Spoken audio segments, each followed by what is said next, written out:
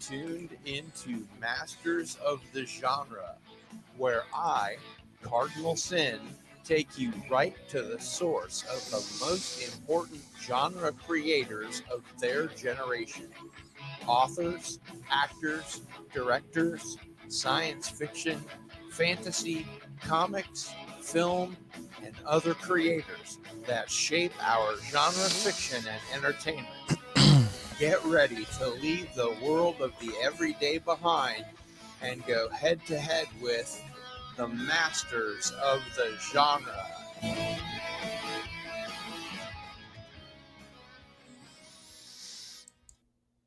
Greetings, followers. It is I, Cardinal Sin.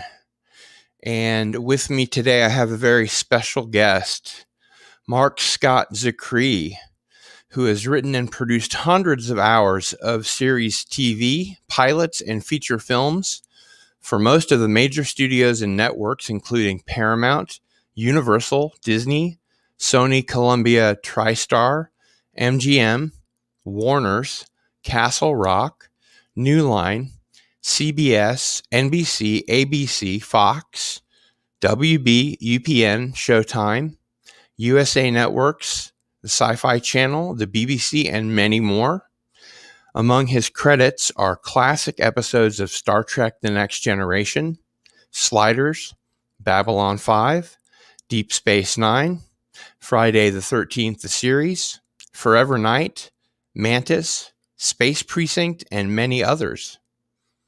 Marc's work has been nominated for the Hugo Award, American Book Award, Humanitas Prize, the Nebula Award, and Diane Thomas Award, and has won the prestigious Hamptons Prize, TV Guide Award, Rondo Award, the Saturn Award, and he has been named a Writers Guild Diversity honoree.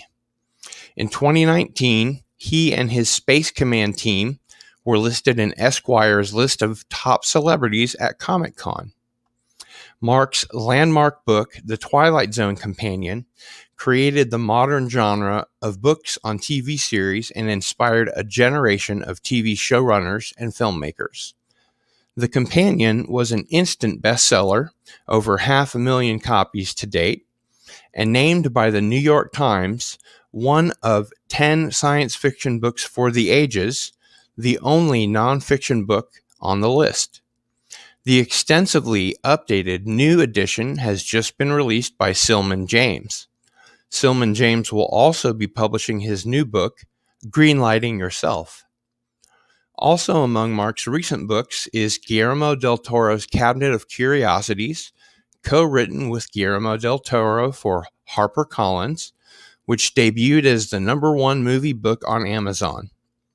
In addition, Marc is a lauded novelist with the best-selling Magic Time trilogy published by HarperCollins and Blackstone Audio.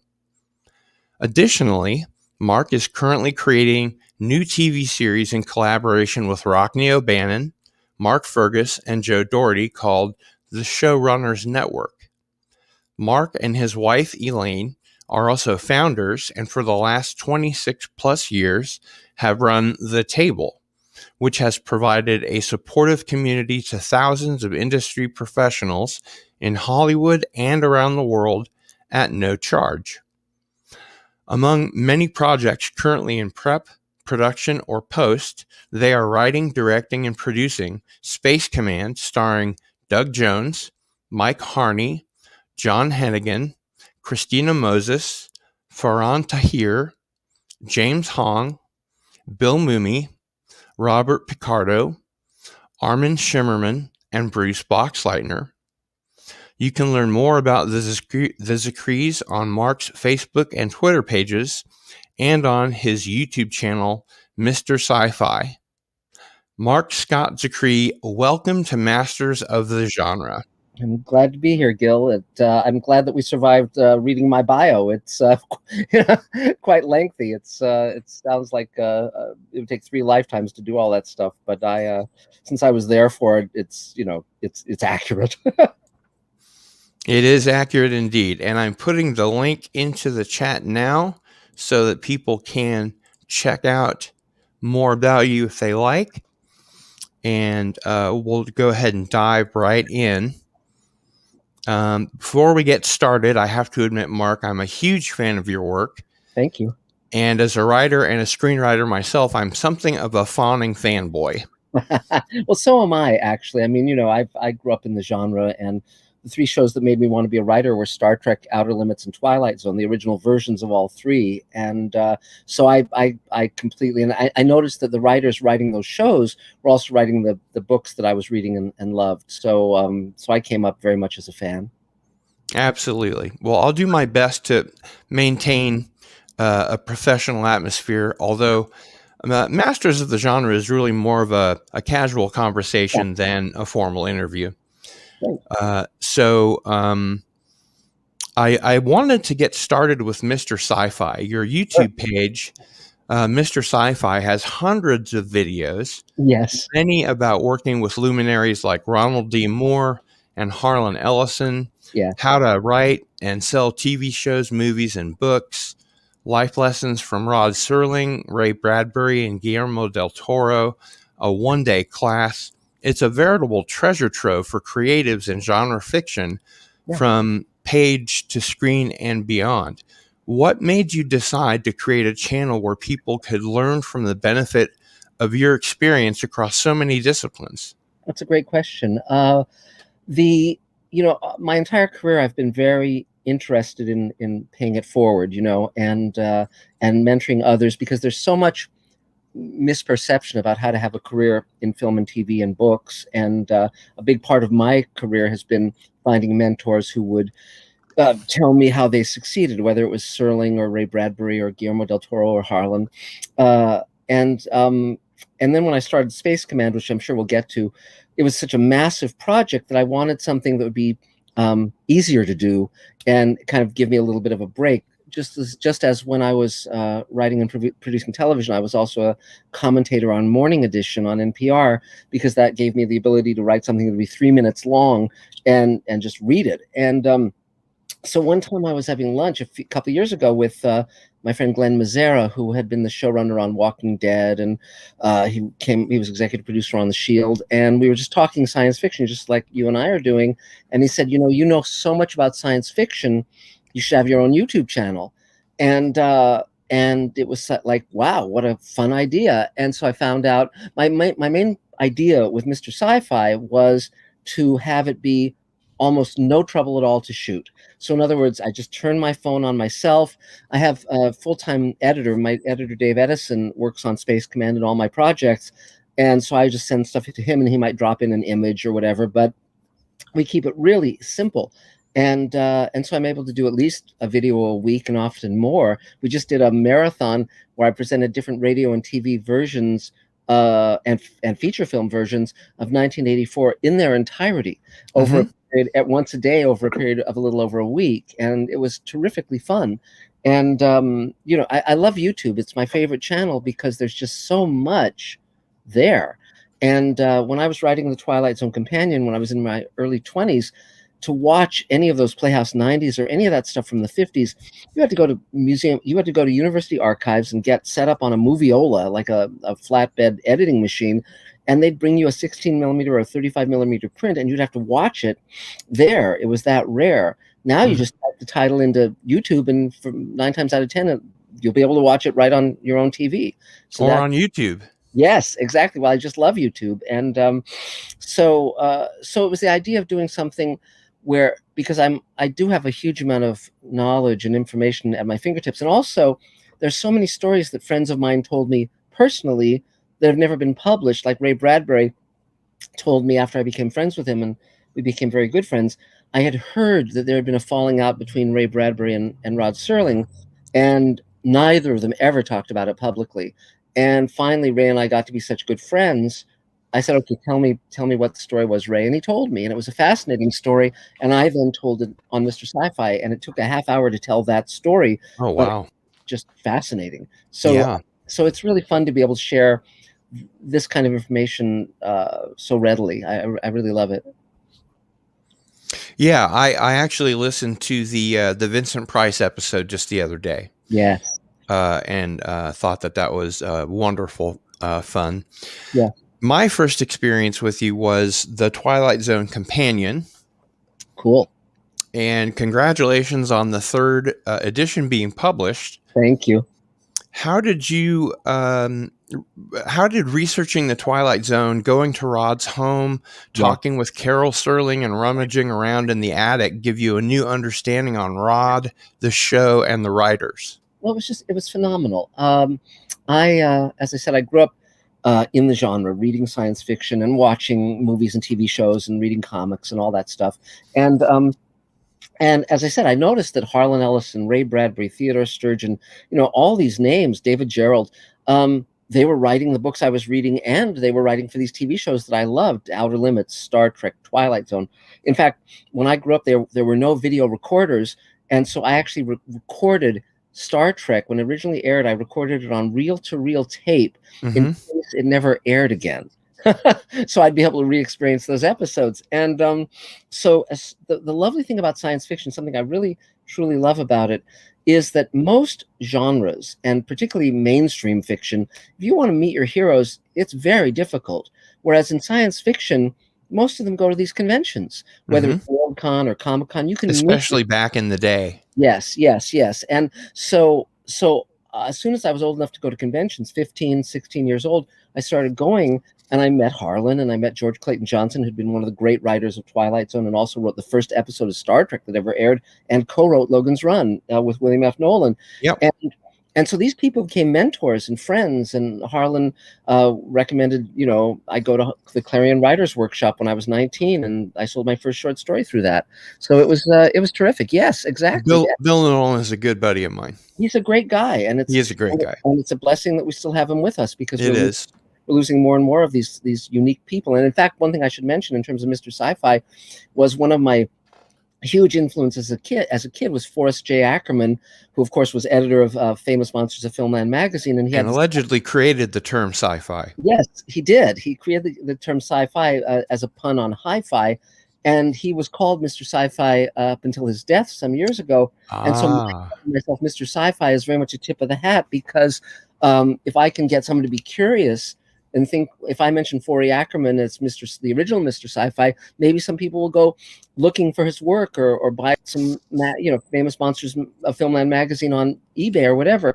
I love the fact that I'm able to ring a bell for these incredible people who we wouldn't be here if not for the ones who went before us. And I'm very glad that I can point out people that are worth checking out. Absolutely. I do have photographs of me and Forey Ackerman. The one that I have, since I didn't know you were going there, the one that I have access to readily is one that I took of my brother and Forey Ackerman. And I will. Oh no, that's the two of us. We're both in there. Oh, cool. Yeah, there we are. Great. That's great. I mean, he was unique. Yeah. He was hosting Area 1952 in Independence, Missouri, which has the largest. The Glen one has the largest indoor screen in the United States. It's 50 feet tall. Wow. And that night, The Man from Planet X was the film from 1952. That's fun. So that was it was a lot of fun. Wow. And I also have a photograph, although I don't have it queued up, of Forey looking at a laser disc of Frankenstein that I brought, and then signing it, because he had provided bonus material that apparently the studio had lost. Wow. Which they put back onto the laser disc. Yeah, and the interesting thing about Forey was not only was he just instrumental in the genre of science fiction. I mean, he loaned Ray Bradbury the $100 that got Ray to be able to take the train to New York to go to the first World Science Fiction Convention when Ray was Wow. 19. I mean, that's how far back they went. And but when I was a kid, reading the famous Monsters of Filmland magazine, I learned that Forey had all these science fiction rarities, these amazing things from science fiction and fantasy films in his house. He called it the Acker Mansion, Mm-hmm. and that you could go there for free. He had it open to the public, and just so that he could share these wonderful things. And I remember going there as a kid, like when I was 8 years old, to the first Acker Mansion on Sherborne in West Hollywood, and it was just phenomenal. And I remembered years later as an adult, when I went to a larger house that he had acquired subsequently, and there were things I remembered seeing as a child, and there was Mr. Spock's pointed ears and the phaser from Star Trek, and one of the hands of the Thing from the Jim Arness version of the Thing, the Howard Hawks film, and I didn't see them when I went back, and I said, Forey, what happened to those? He said, oh, people stole them. And to me, the fact that Forey knew that some people would be as loathsome to steal his things and yet still allow fans to come and share his joy of this and share his possessions was very meaningful to me, that he had that kind of a heart to be able to do that. And he was one of a kind. We won't see his like again. And but that's certainly true. Yeah, and Gil, also there was a question you asked, and I did want to finish answering it because I didn't answer it when you were asking about writing the Twilight Zone Companion. When I came out of college, I was a painting, sculpture, graphic arts major. I knew I'd either be a visual artist or a writer growing up. And by the time I sold my first short story at 19 to Damon Knight, I knew I wanted to be a writer, not a visual artist. And so I wanted to be a writer, producer in TV. That's my favorite art form. And but there were no classes in how to do that at that time. We're talking like 1977. And so I thought, and I'd met George Clayton Johnson at a convention, science fiction conventions, and we'd become friends. And so I thought, and Rod Serling had died in 75, of course. And so I thought, well, maybe if I write a book about the Twilight Zone, which I'm fascinated by, maybe I can learn how to write and produce TV. And that proved to be the case. And so George was the first person I interviewed, and then he introduced me to people. And ultimately, over a 3-month period, I interviewed 30 people. And by then, I felt I knew enough to go to Carol Serling and pitch the idea of this book, because I had no credits other than that one short story. And but I felt very confident I could write the book. And so Carol gave me access to everything. Rod's house was exactly as he'd left it. Even his dog was still there. And wow. There was a guest house back of the main house in Pacific Palisades that Rod used as his office, and was lined. One wall was entirely science fiction paperbacks, and if you pulled them out, many had never even been cracked open. But on the inside front cover, all of them were stamped property of CBS, because when he was doing Twilight Zone, they would send him all of the science fiction anthologies so he could see what might be worth acquiring as a Twilight Zone episode. And it was just phenomenal. And up in his attic, there were files, and in his garage there were 16mm prints of Twilight Zone with the commercials and the coming attraction spots, totally as they were when they were broadcast. And wow, it was. And I would take these stack of these film cans home and put them on the projector and watch them, because there were no Twilight Zone home video. right? No DVRs or. I started the book when I was 21, and it came out. It took me 5 years to write, and by then, of course, I'd gotten into TV. I was writing for television by the time I was 22 or 23. I started in animation with Smurfs and He-Man and Super Friends and all that stuff, Real Ghostbusters. But my main project during those 5 years was the Twilight Zone book, and it's been in print ever since. It's fun to be the world expert on something of quality. I noticed at one point that there seemed to be a competing author that was writing another Twilight Zone book. I don't remember what it was called, but it seemed like he was correcting you and trying to pin you down on points and things like that. And it's sort of, I didn't even read that book, because people came to me and they said, boy, this guy's really ragging on you. And I thought, really, do I need that energy in my life? Do I need that in my head? It's sort of like, I wrote that book I started it when I was 21, and there was no internet, There was no Google. There was no way. As I said, if I wanted to watch Rod's Playhouse 90s, I had to go to a university. And watch it on a moviola. I mean, it was, but the one thing I had that no one else had is I was able to interview the writers and directors and producers and actors who made the Twilight Zone. And now most of them are gone. When I started on the book, the only ones who were no longer living were Rod Serling, Charles Beaumont, and Montgomery Pittman, one of the writer-directors. Everyone else was still with us. And so I have over 100 hours of interviews with the people who made the show. And so maybe their memories at points wouldn't be absolutely spot on. So it's possible they would remember something incorrectly and I would quote that. Or alternatively, I'd get something wrong. But it wasn't for lack of trying, and it wasn't for lack of heart. And if someone comes out with a new book saying, well, in reality, Mark said it aired on this date and it actually aired on that date, or whatever they're saying, Yeah.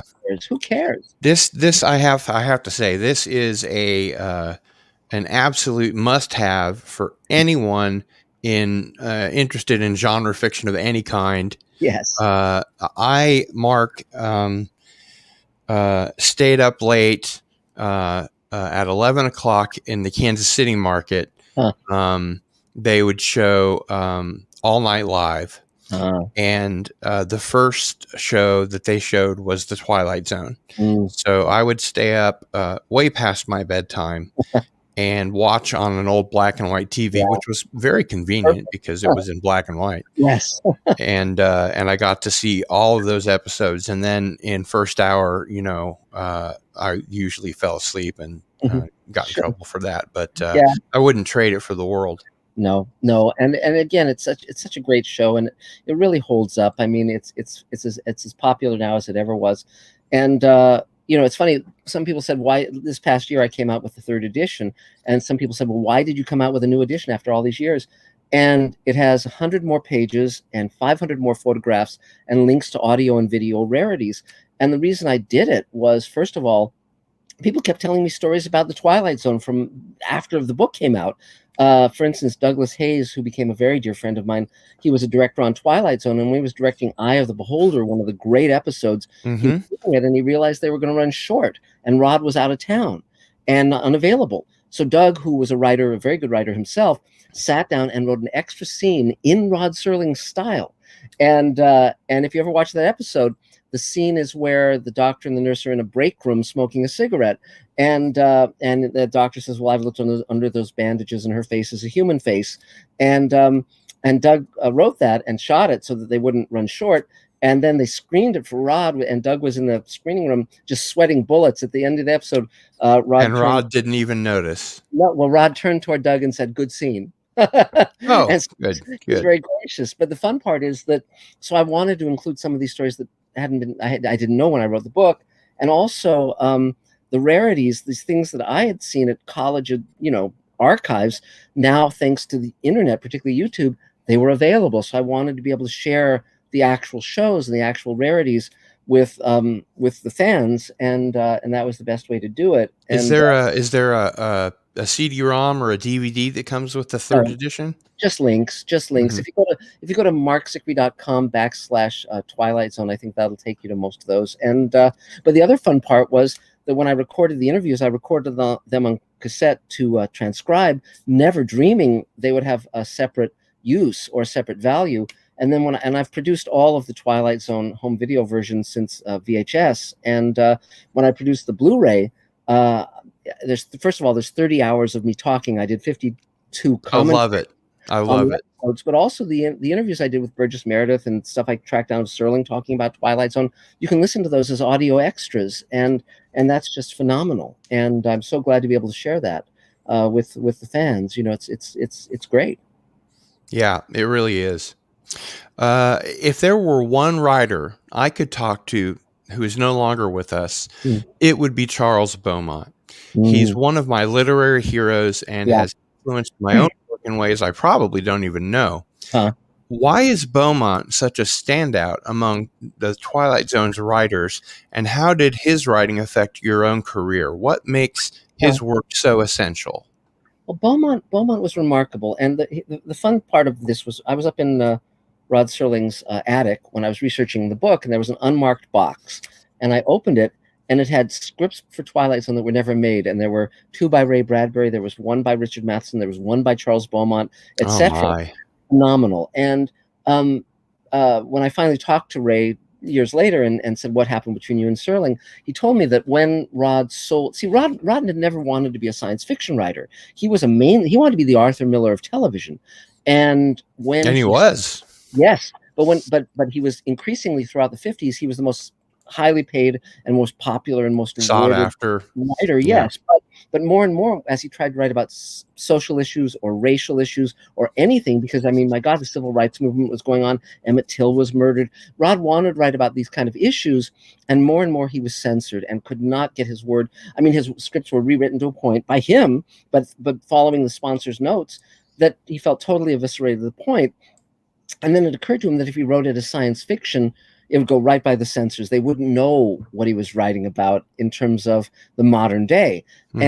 And but then Twilight Zone got picked up as a series, for the first season, and Rod called Ray Bradbury and said, "Help! I don't know science fiction." Mhm. And because what they initially said, put out an open call for any writers to submit, and they got something like 5,000 submissions, and they read 500 of them, and none of them were any good. Yeah. And so Talk about a slush pile. right. So he called Ray Bradbury, and Ray said, "Come over to the house." And in Ray's basement is where Ray had his office at the time. And he brought him downstairs, and he took him over to his bookcase, and he said, "Read these 4 books." And he pulled out 1 book by himself, 1 book by a British writer named John Collier, and then 2 by his proteges, Richard Matheson and Charles Beaumont. Mhm.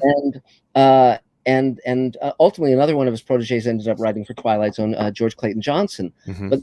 But Matheson and Beaumont and George Clayton Johnson, along with Earl Hamner, became the core of the writing team beyond Serling, writing Twilight Zone. Serling contractually was writing the majority. He wrote 92 out of 156 episodes. But see, what made Beaumont and Matheson irreplaceable was most science fiction and fantasy writers were not also writing TV and film. They were writing short stories and novels, but most of them had no skills at scripts. Plus, most of them might be science fiction writers, but they might not also be fantasy or horror writers. Right. Beaumont and Matheson, who became very dear friends of each other's, were that they were writers of horror, science fiction, and fantasy. Mhm. They had written novels and short stories, and they were writing TV shows and movies prior to Twilight Zone. They were true genre writers. Right. They had the muscles that Serling needed, because there were very few writers who had those qualifications. Because people think of Twilight Zone as a science fiction show. No, it was science fiction, horror, and fantasy, all 3. Mhm. And so you might do one episode like The Howling Man, where the devil's locked up in a monastery, or you might do another straight science fiction one like Death Ship or I Shot an Arrow into the Air or whatever. And so you had to really be able to know all the and you also had to know the rules of Twilight Zone. Matheson told me you would take one notion, just 1 drop of fantasy, and put that into an otherwise totally realistic story. But it wasn't 2 fantasy ideas in one story; it was 1. Mhm. And you then play that out as logically and as realistically as you can. And with you also with a twist at the end, yes, hopefully. twist at the end, yes. And also you had to be able to write to budget, because you had to know what they could afford to make. And so so all of these things, but Beaumont was utterly unique. There was no one like him. He had this enormous charisma and magnetism. He had this whole circle of writers around him that consisted of Matheson and John Tomerlin and O.C. Rich and George Clayton Johnson, and they would drive around and they would talk, and they had all these incredible enthusiasms. But he was the core. He was at the heart of this group of writers, and he was inspiring many of them. And Bill Nolan was also central to that. And but Beaumont really, Ray Bradbury referred to him as a pomegranate writer, where he had so many ideas they were like pomegranate seeds. Mhm. And the sad thing, of course, about Beaumont was that when he was 33, he started experiencing the first symptoms of presenile dementia. And Yeah. by the time he was 38 and he died at 38, he was Bill Nolan told me he looked like a 100-year-old man. He was completely gone mentally, and he was all withered up and ancient. And it was just this strange, tragic death. Yeah. But the great part, of course, is that because Matheson and Beaumont and George Clayton Johnson and Serling wrote for Twilight Zone, and here we are 50 years, 60 years on, and those stories are still powerful and resonant. And Twilight Zone may well be the greatest TV show ever made. Many people would argue that. I Beaumont's work would. lives on. Beaumont's work lives on, and the people who first find him via Twilight Zone can then go to the books, can go to his other credits. I mean, Hmm. Seven Faces of Dr. Lao is another film he wrote, which I loved as a kid and still love. Yeah. So but Beaumont had an incredible power as a writer, and and also the ripple effect of who he inspired and who he, So in terms of his effect on me as a writer, it's just I learned from Twilight Zone how to have a career in television. So in a way, everything that has come to me since is because of the Twilight Zone, because of George Clayton Johnson, Richard Matheson, Rod Serling, Beaumont, and Earl Hamner. Those guys, were hugely influential on me, particularly, George Clayton Johnson, Serling, Matheson, and Beaumont. Earl Hamner was a little more rustic. He went on to create the Waltons and Falcon Crest, so he was kind of a backwoods kind of guy who brought another tone to Twilight Rustic. Zone. What a great H.P. Lovecraft word. Yes, but he was a lovely man, a lovely man. He lived into his 90s, and but he wasn't that same incredible talent and incredible range that Matheson and Beaumont and even George Clayton Johnson had. George Clayton Johnson was a phenomenal writer. He did Kick the Can and Nothing in the Dark and so forth. So a phenomenal writer, but not nearly as consistently productive as Matheson or Beaumont in his prime.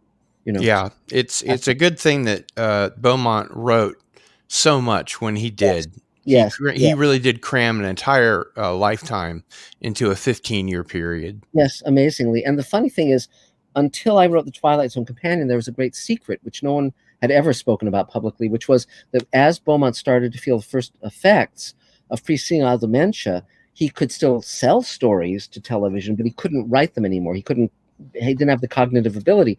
So for the last season and a half of Twilight Zone, all of his scripts were written or co-written with other writers who were part of his circle. So, for instance, Living Bill Doll. Nolan and Yes, but Living yeah, Doll, which is the Talkie Tina episode, was ghost written in its entirety by Jerry Soule, who was another science fiction writer.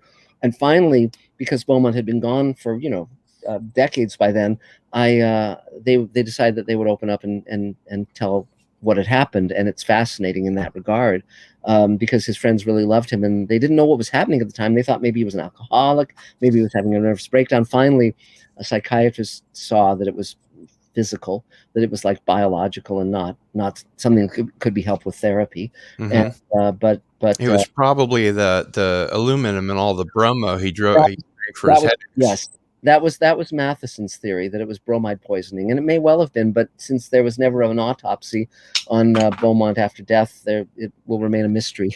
And but it was terrible and tragic. But my God, he wrote such an amazing body of work, and it just really, I mean, anyone who hasn't read his work should. And I think especially these days, just about everybody should read The Crooked Man. yes, and but there's so many great stories that he wrote, and see, that's the lovely thing about being a writer. My dad once asked me why I was a writer, and I said it's the only way I know to stop time. And so here's these writers work. I mean, you can read Charles Dickens, and it's like he's talking to you. It's like telepathy, essentially. And yet here's someone who's been dead since the 19th century. Or you can read Homer, and here's someone who's been dead for 2,500 years or whatever. It's like, it's amazing the power of the written word, and I'm very honored and proud to be part of that tradition. It's terrific. I wouldn't trade for anything. And speaking of that, congratulations on the success of your efforts on your show, Space Command. Thank you.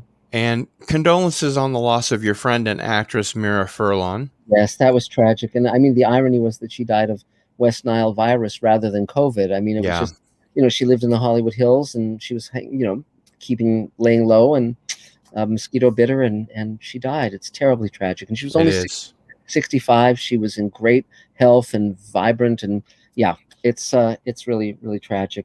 But again, we got to work with her, and that was a joy. Yeah. Oh God, yes. She was the thing that when I wrote for Babylon 5, I first met Mira at the wrap party for the first season of Babylon 5, and it was at a bowling alley. And I remember telling her when I met her, I said, "I'm so impressed with your work, and very much want to work with you again." And finally, when I was able to get Space Command up and running, I met with Mira and I said, I'm going to write a role for you. And so we shot 2 hours with her, the pilot, and then I recorded an audio play that was a prequel, and she was in that. And then during COVID, at the beginning of COVID, we did a 2 hour bonus episode because all the actors were stuck at home. So we had an episode. We wrote a 2 hour episode where the actors could shoot their own scenes with their own cameras, and she was in that. And I was very, very glad we got that. But interestingly enough, the next issue of the Space Command comic, I'll show you this. This is an exclusive to your show. Oh, great. Next issue. This is a preliminary of the cover. It'll be a special. Let me get it right. There we go. There we go. It'll be a special Mira Furlan issue. Oh, nice. It has a storyline dealing with her character, and it'll be, we'll have reminiscences from people who've worked with her, and it'll be. That's awesome, Mark. Yeah. That's great. So that'll be when will that be available? Probably the next couple months. We'll set up a pre-order at the Space Command store.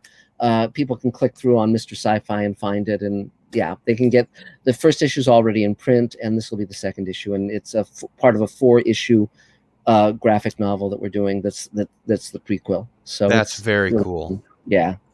But I mean, again, the lovely part about doing Space Command is that I can cast who I want. I can write what I want. I can do. I mean, it's my baby. I've always wanted to create and run my own shows.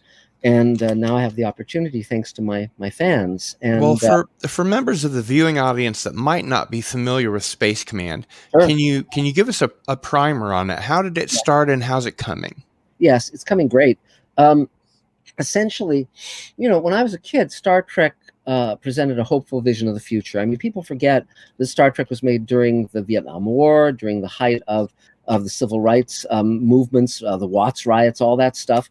And yet Roddenberry had the wisdom and the understanding that you can create a hopeful future. You can create a future that's worth living in despite the challenges of life, despite the darkness and the evil and all of the chaos. And Gene Roddenberry, like Rod Serling, had to wrap the morality play in something to get it past the censors. Yes. And Roddenberry, well, he was hugely inspired by Rod Serling, and both of them were optimists about the future. They were concerned. They weren't wearing blinders, but they understood that it's up to us to take responsibility for the future we create, and that love and compassion can be a counterweight against all the evil and chaos. It has to. But compassion, first of all, has to be active, and secondly, it has to be inclusive.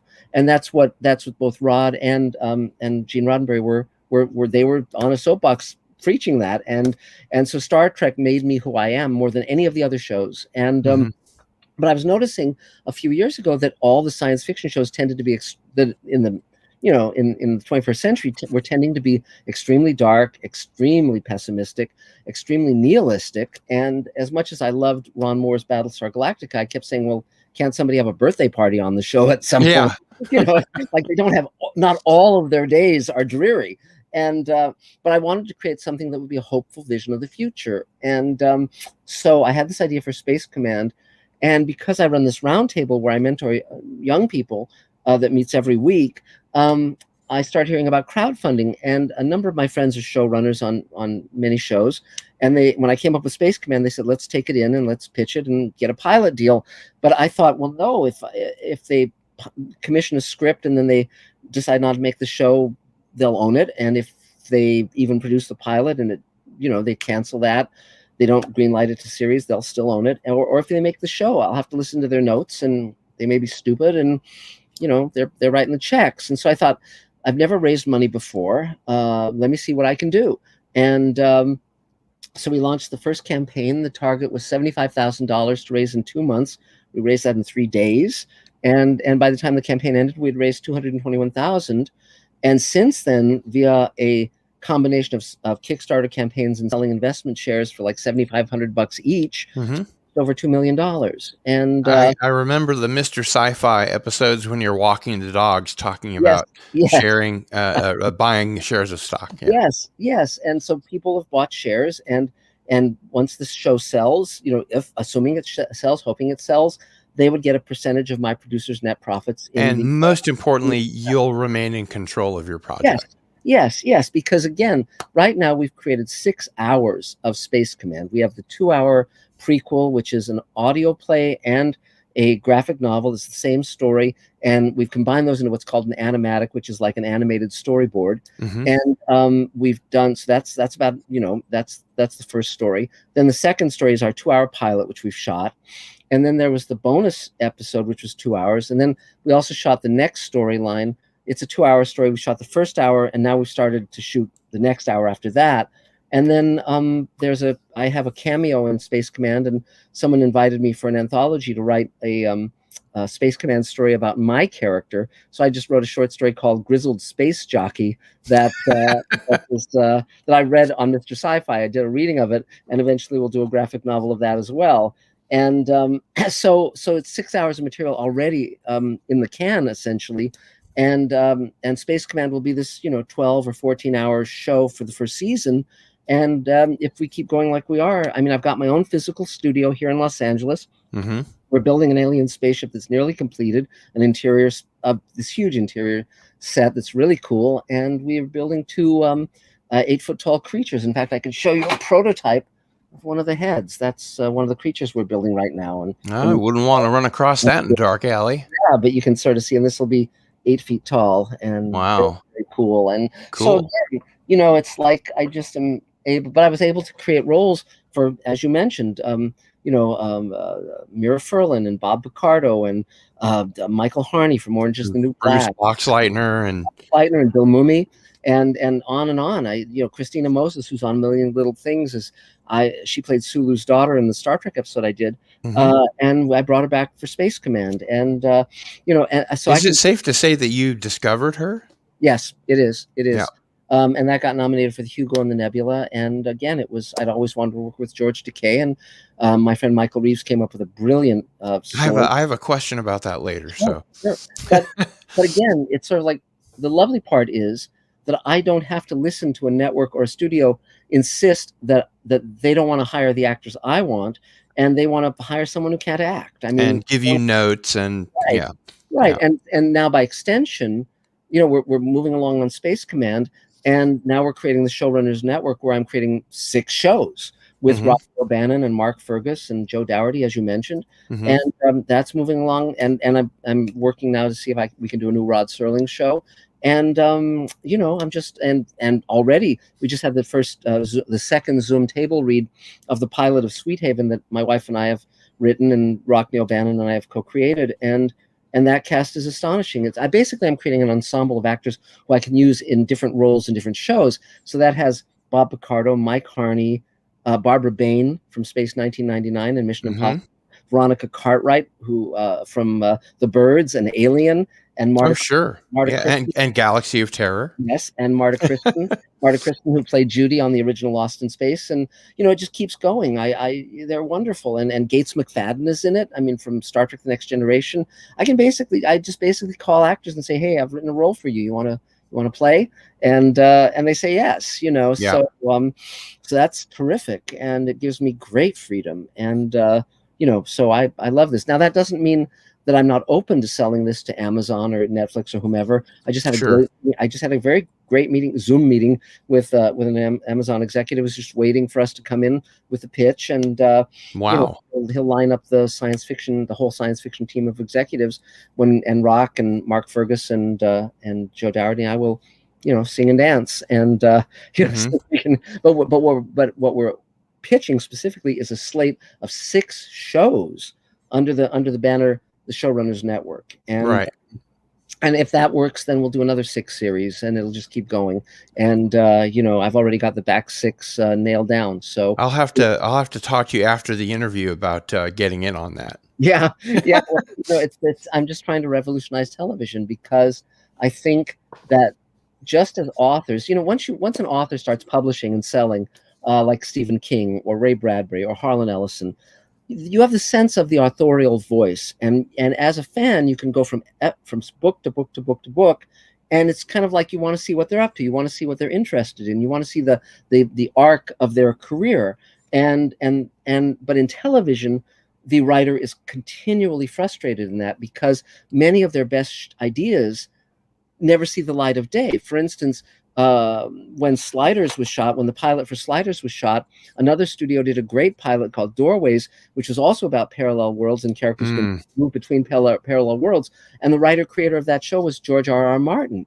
Oh, goodness. But it never got greenlit. He clearly had a plan of where he was going. Sure. That's a show I would very much like to do. And so what I'm but don't. Yeah. But don't. We want to see him finish his book. Yes. Well, I would just take the materials he's already generated and said, okay, what do you have in mind, and we'd run with it. But the point is that that I think that writers in television should have that same authorial voice, and that comes from them forging a link with their audiences where they don't have, where the network and the studio and the platform are responsible maybe for distribution and promotion, but they're not the ones who get to decide what gets made and what doesn't. And the fans know to follow the creators and showrunners. Yeah. Yes, and that's why I'm partnering with all these friends of mine. All of us adore Rod Serling. All of us are modeling ourselves after Rod Serling as showrunners. He was really the first showrunner as we think of it in the modern terms. And so Rock, I've known Rock since we both worked on the new Twilight Zone, and we've been friends ever since. And then now, am I right in thinking that he's the actor from Dark City? No, that's a different guy. Rock Neil Band, that's Rufus Sewell. Rock Neil Band. No, I was thinking of the sort of the lead bad guy who was also in the Rocky Horror Picture Show. Yeah, no, it's a different guy. But Okay. Rock Neil Bannon created Farscape and Alien Nation and Defiance and Sequest and another show called Cult, and he's currently executive producer on Evil on CBS. So he's a very prolific guy. And then Mark Ferguson and Hawk Ostby, who are also two of my partners on the Showrunners Network, brought The Expanse to television, developed that for TV, and ran it with Narain Shankar. And then they also wrote Children of Men, and they wrote the first Iron Man movie. And so they're phenomenally talented. And then Joe Dougherty, he was executive producer on Pretty Little Liars for 7 years, and then did the spin-off show, and he won an Emmy for 30-something. And again, a huge devotee of the genre and great talented writer, and showrunner. So I'm just kind of teaming with people who are on my wavelength more than anything else, and who want to do good work and not have it screwed with. As an aside, I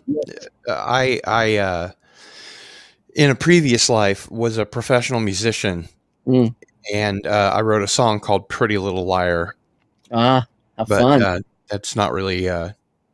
It's just sort of a coincidence. And speaking of coincidence, my good friend PJ of Orville Nation says, "Please say thank you to Mark. He and Elaine were so generous in doing interviews with us last year." Well, thanks. I love this process. I mean, I'm in the new book I'm writing, Greenlighting Yourself, which is about how to have a career in film, TV, books, where you don't have to wait for somebody else to wave their magic wand. I talk about that in order to have a successful career in the arts, you need a combination of confidence and humility. Confidence allows you to get where you're going. Humility allows you to learn as you're on the journey.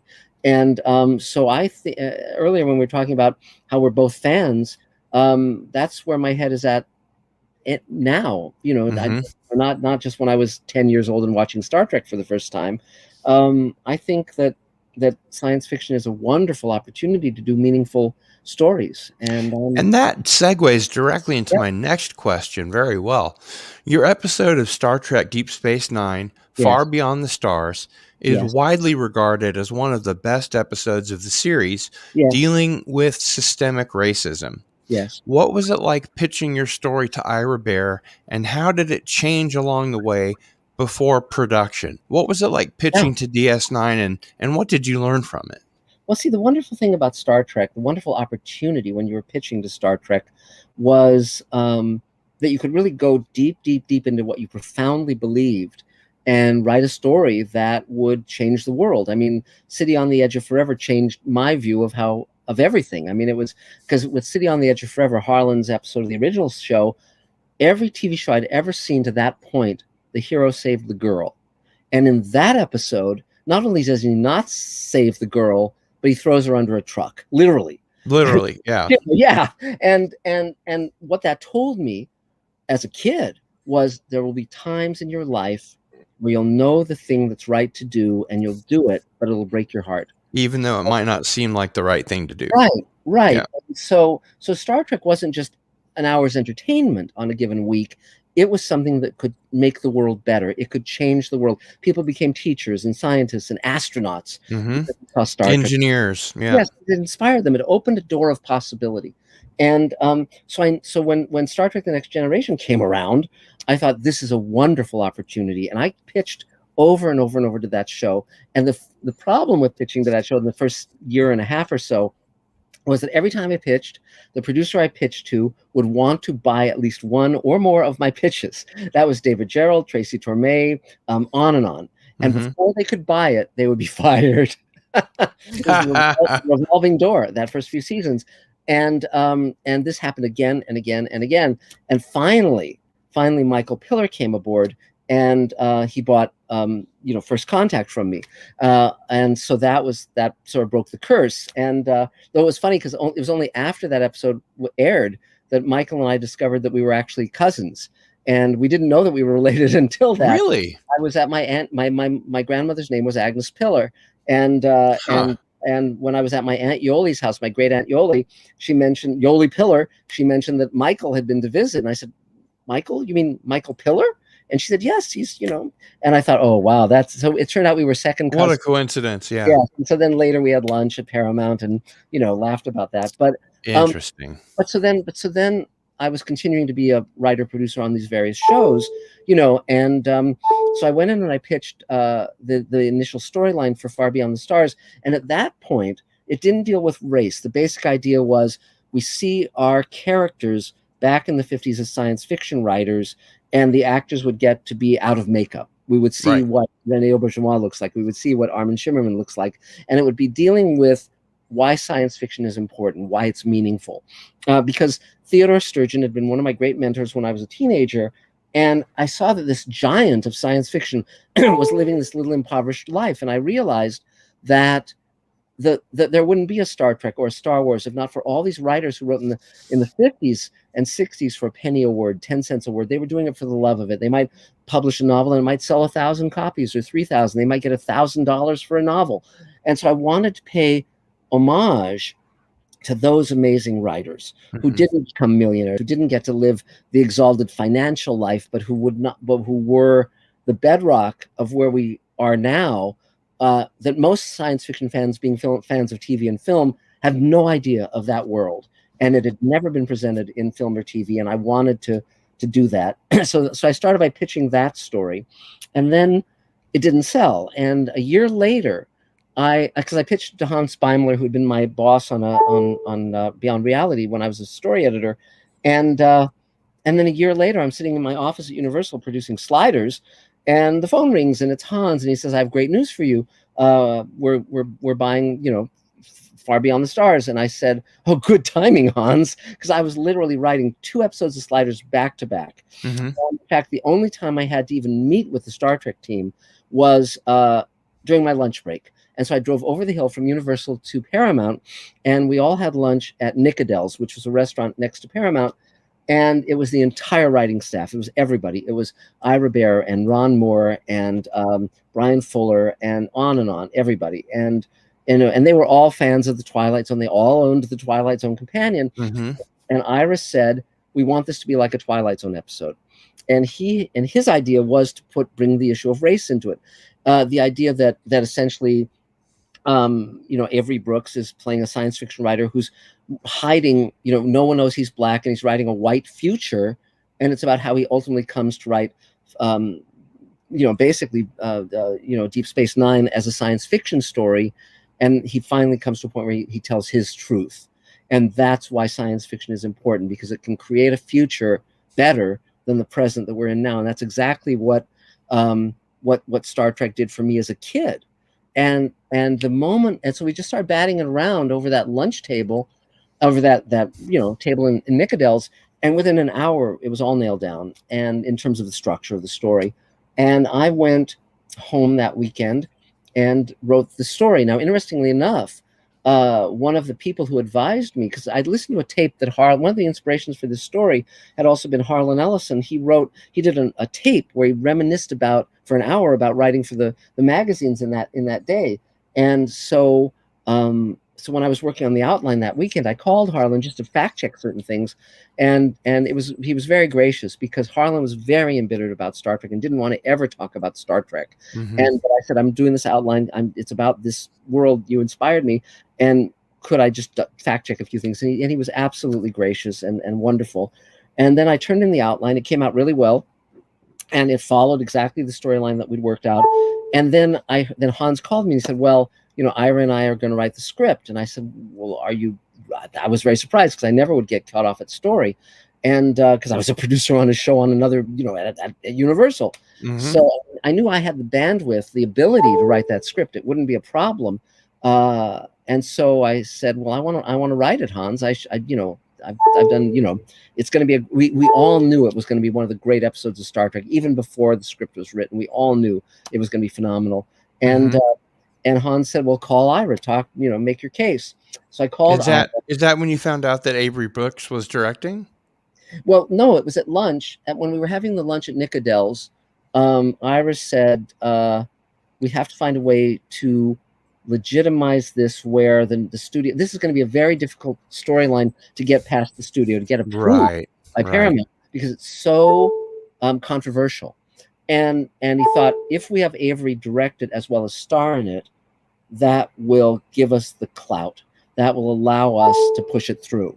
And I thought, that's great. I had no problem with that. So but when I found out that Ira wanted to write it with Hans, I called Ira in his office at Paramount and I said, I want to write this. I want to write the script. And he said, the reason I don't have faith that you can do that is that you're working full-time on another show. And I said, well, I have the bandwidth to pull this off. I know I can. I wrote the outline in, over a weekend. And he said, listen, I'll tell you what, if you quit your job on Sliders, I'll let you write the script. And I actually considered it for about 90 seconds. And I just couldn't leave the people on Sliders in the lurch. I mean, I was writing 2 episodes back to back. I couldn't screw them over. So I just reluctantly said, okay, I can't do it. And I said, I know you and Hans will do a great job. They followed the outline religiously.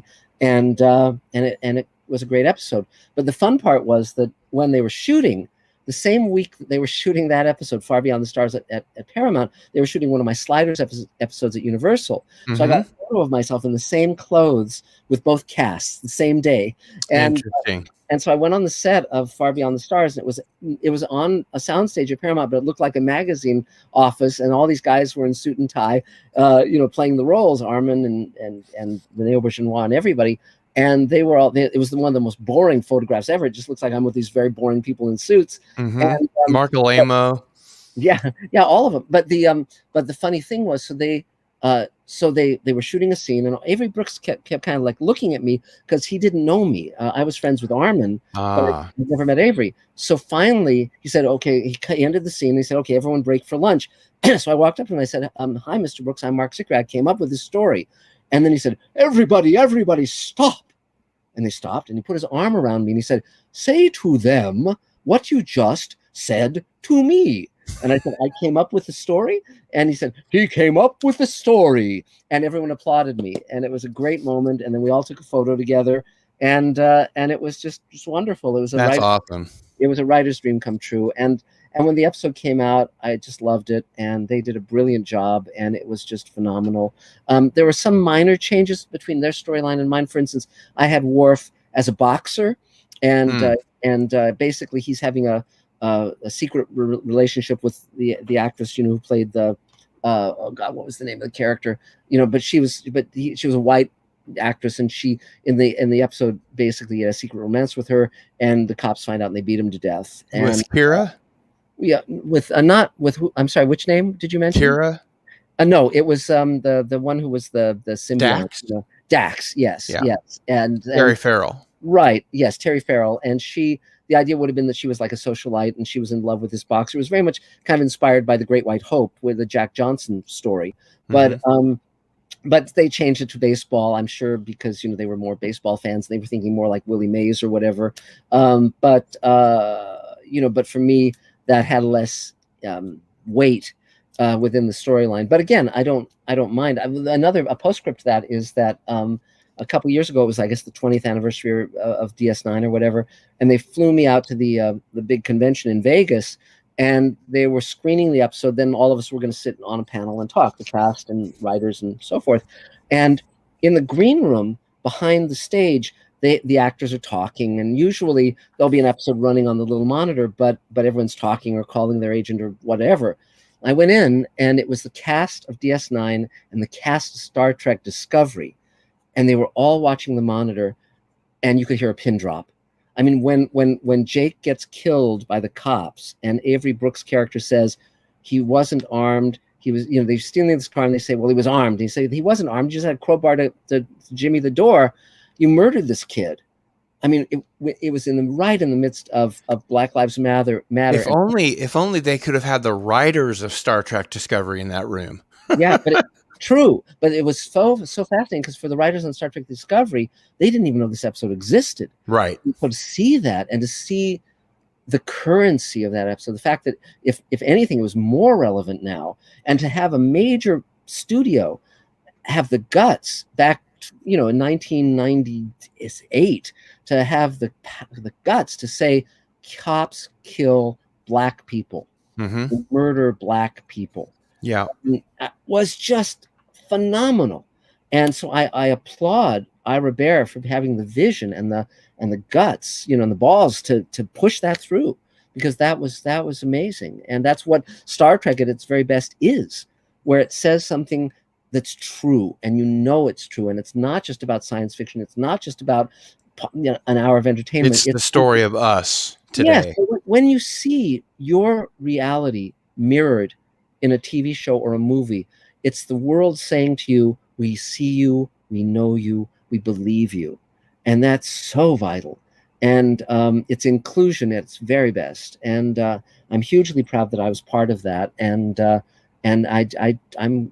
it was because of what Star Trek told me I could be allowed to do. If Star Trek said, bring us your best, don't be afraid. And that's something that Rod did too on Twilight Zone. When he first met with Matheson and Beaumont, he said, look, I know you've been writing things like Wanted, Dead or Alive, and you just sort of write what you think the networks will allow you to do, but don't do that with this. With Twilight Zone, write your scripts full out.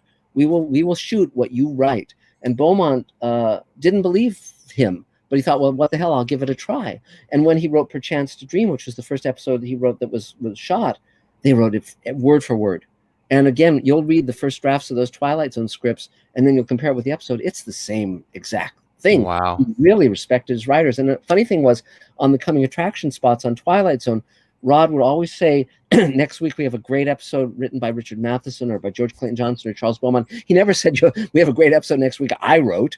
Never tooted his own horn, but he would always really tip his hat to the other writers.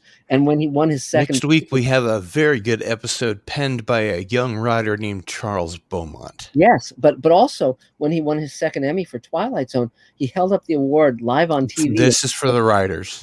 He said he addressed them by name. He said, George Clinton Johnson, Richard Matheson and Charles Beaumont, come over and we'll carve this up like a turkey. That's right. How gracious. And but again, how cool. But Twilight Zone said, you can really bring your heart and your soul and the height of your ability to this, and you will not be fucked over. And the same was true of Star Trek. And I'm so grateful that they gave me that opportunity and didn't blow it.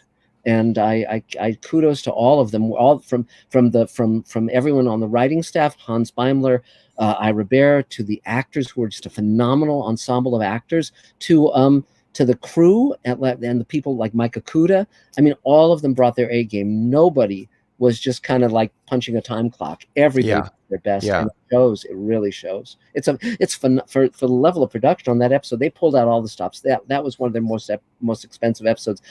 They recreated New York. It's got period buses and Hasidic Jews and nuns walking on the street, newsstands. It's just phenomenal. Just great. Just great. All of us who worked on it feel honored to have been a part of it. We don't take that lightly at all. And it wouldn't have happened without you, for sure. No, because they never would have thought to do an episode set in that time and in that place. And the idea of the actors, we get to see them as they look, and that was a thrill for those actors. Armin Shimmerman, Armin and I were friends, and when I conceived of that storyline, I told Armin, I said, I'm going to do an episode where we get to see what you look like. And the funny postscript to that is, I wrote an episode of Sliders called Slide Cage, and because when I wrote for Beauty and the Beast, the Ron Perlman Beauty and the Beast, Armin was one of the characters. He played a character named Pascal, but we didn't know each other at the time, and I wasn't aware that he worked on that. And when I saw the pilot of DS9, my friend Les Landau was directing the show, and I said, I want to meet that guy. I was very impressed with Quark, and I met Armin, and we became friends. So when I was a producer on Sliders, I wrote Slide Cage, and I wrote a role specifically for Armin. And I had the character refer to his favorite TV show as being Beauty and the Beast, not the Disney one, the Ron Perlman one. And it was sort of like a little in-joke between Armin and myself. But there was a one-day overlap between my DS9 episode and my Sliders episode where Armin was required by Paramount, and so we couldn't cast him in that role. So if you ever see that Sliders episode, different actor playing that role, and that reference stayed in, and it makes no sense at all. Right. The in-joke isn't really there. Yeah, but it's very funny. But that was how that went. But Armin and I are still dear friends, and he's in Space Command now, and I'm happy to work with him any chance I get. My friend Steve Mitchin says, "Gotta fly soon, but thanks for World Enough in Time. It was fun to work on something Trek related." Yes. Well, the funny thing is, I never dreamed I would get to write Kirk, Spock, McCoy, Sulu, any of those characters. When I was 10 years old, a friend of mine introduced me to Nichelle Nichols when she was on the show, when Star Trek was still running. And it was a hugely formative experience. And it led ultimately to me using Nichelle Nichols in Space Command. We just shot a scene with her. But then that was her retiring role, right? We'll see. She has dementia, as most of us know, and we'll see. I think they shot something for Renegades as well, but I don't know who's going to be having those bragging rights, if you could call it that. But I went on the set of Star Trek when it was shooting. I was there for the last episode, Turnabout Intruder, and so Star Trek, as I said, had a huge formative effect. But I never thought I'd write for those characters, and then. Back in the 70s, they were going to bring Star Trek back. It was called Star Trek Phase 2, and they spent a year taking pitches and building sets. And then ultimately, Star Wars came out, and they made the Star Trek movies instead and pulled the plug on that show. But my friend Michael Reeves, who's the writer who brought me into television in the beginning, he pitched two great stories and to that show. And had they move forward, they would have made those stories. And one of them was a Sulu story where Sulu gets marooned on an alien planet and, raises a daughter, and then bang, he's back on the Enterprise. And the other story, by the way, that he pitched was a Dr. McCoy story where Dr. McCoy, they've established he's a widower. And then one day this young female scientist is brought aboard who's doing research, and he has to work with her on this research study. And she's a clone of his late wife.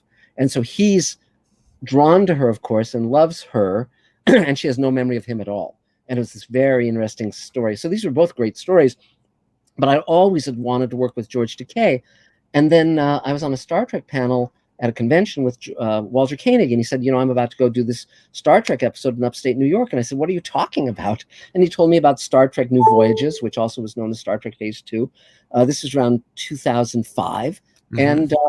And I went online and I watched the sequel they had done to the Doomsday Machine with William Wyndham in it, and I thought, wow, that's great. I mean, they were shooting mini DV, which was technically not as good as it might have been, but the sets were great, the costumes were great, and the visual effects were being done by the guy who was working on Enterprise, and so forth, Doug Drexler. So I called Michael Reeves and I said, hey, do you want to do that Sulu story? And he said, yeah, sure.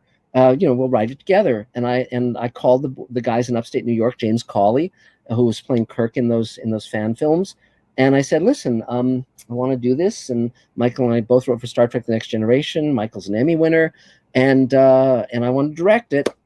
And I want to shoot on high def. I don't want to shoot mini DV. And he said, well, if you can get the equipment, that's fine. I said, I can get the equipment. And he said, okay, great. And so then I went to George. So then I typed up the outline. And I made changes in it because Michael's story mainly focused on that planet and the years that Sulu spends on that planet. And subsequently, they'd done the Inner Light, on Star Trek: The Next Generation. So that kind of had been covered. So I decided to make it instead about him coming back on the Enterprise as sort of a barbarian and having a daughter who had only known her mother, who was dead now, and her father, Sulu, and that was Christina Moses. So Michael and I typed up the storyline, and I drove over to George Takei's house, and I sat down with him, and I said, you have to tell me right now if you'll do this, And he said, I'm in. So then his agent called to negotiate, and he said, well, George will have to read a script before he commits. And I said, you have to realize we're not going to write the script unless George is in it, because we're not going to do it unless it's George Takei, right? Because there's no reason to do it otherwise. And so then George had to trust me. And he had met me when I'd interviewed him for the Twilight Zone Companion. I had a party celebrating the publication of the book, and he came to it. And so we'd known each other for a number of years. And he said, okay, I'm in. And so then Michael and I wrote the script. It came out great. And I remember delivering it to George's house, and he took the script and he said, is this the same story you typed up that I read? And I said, yes, it is. He was worried that I was pulling a switcheroo. And then he and my friend Ian McCaig, who's designed Darth Maul and Queen Amidala, among other many major characters in film, he designed the look of Barbarian Sulu and Sulu's daughter. And we went off 2006 in September and shot all the stuff on the Enterprise there.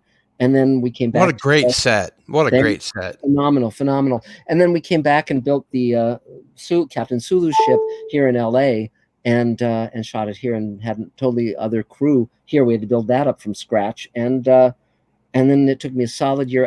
One of the things I had contractually was that no one could touch a frame of it, that I had total final cut. Yeah, because as much as I loved what James Cawley and his team were doing, I didn't want to invest this much of myself into it, coming out of decades of working for the networks and the studios and not having to be what I envisioned.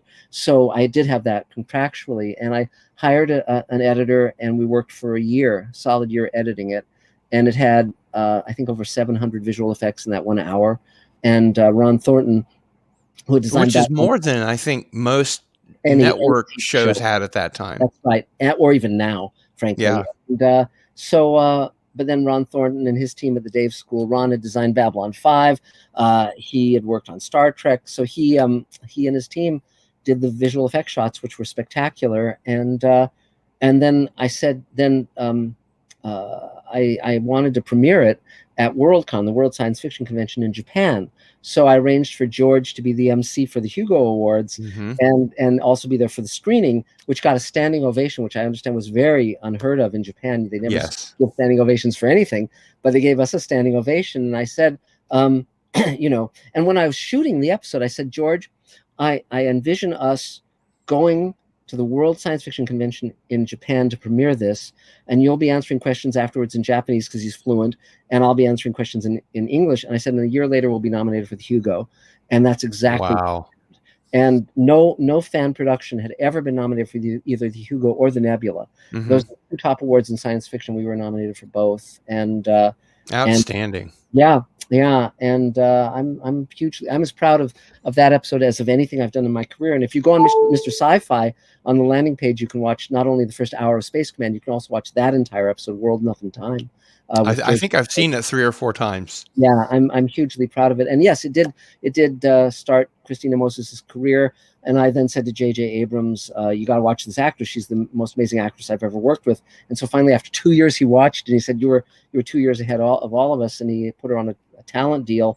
And then that ultimately led to her landing on A Million Little Things on ABC, which she's now starring in. So she's phenomenal. And I love working with her. But I mean, I love working with all the people I work with. They're all, just brilliant. And it's just amazing. Yeah. Yep. What was it like working with George Takei, Grace Lee Whitney, and Majel Roddenberry on that? It was great. Well, the funny thing is, several things. When I was on the set of Star Trek on Turnabout Intruder when I was 10, I remembered... And that was just a visit to the set. Well, yeah, we were shooting that day.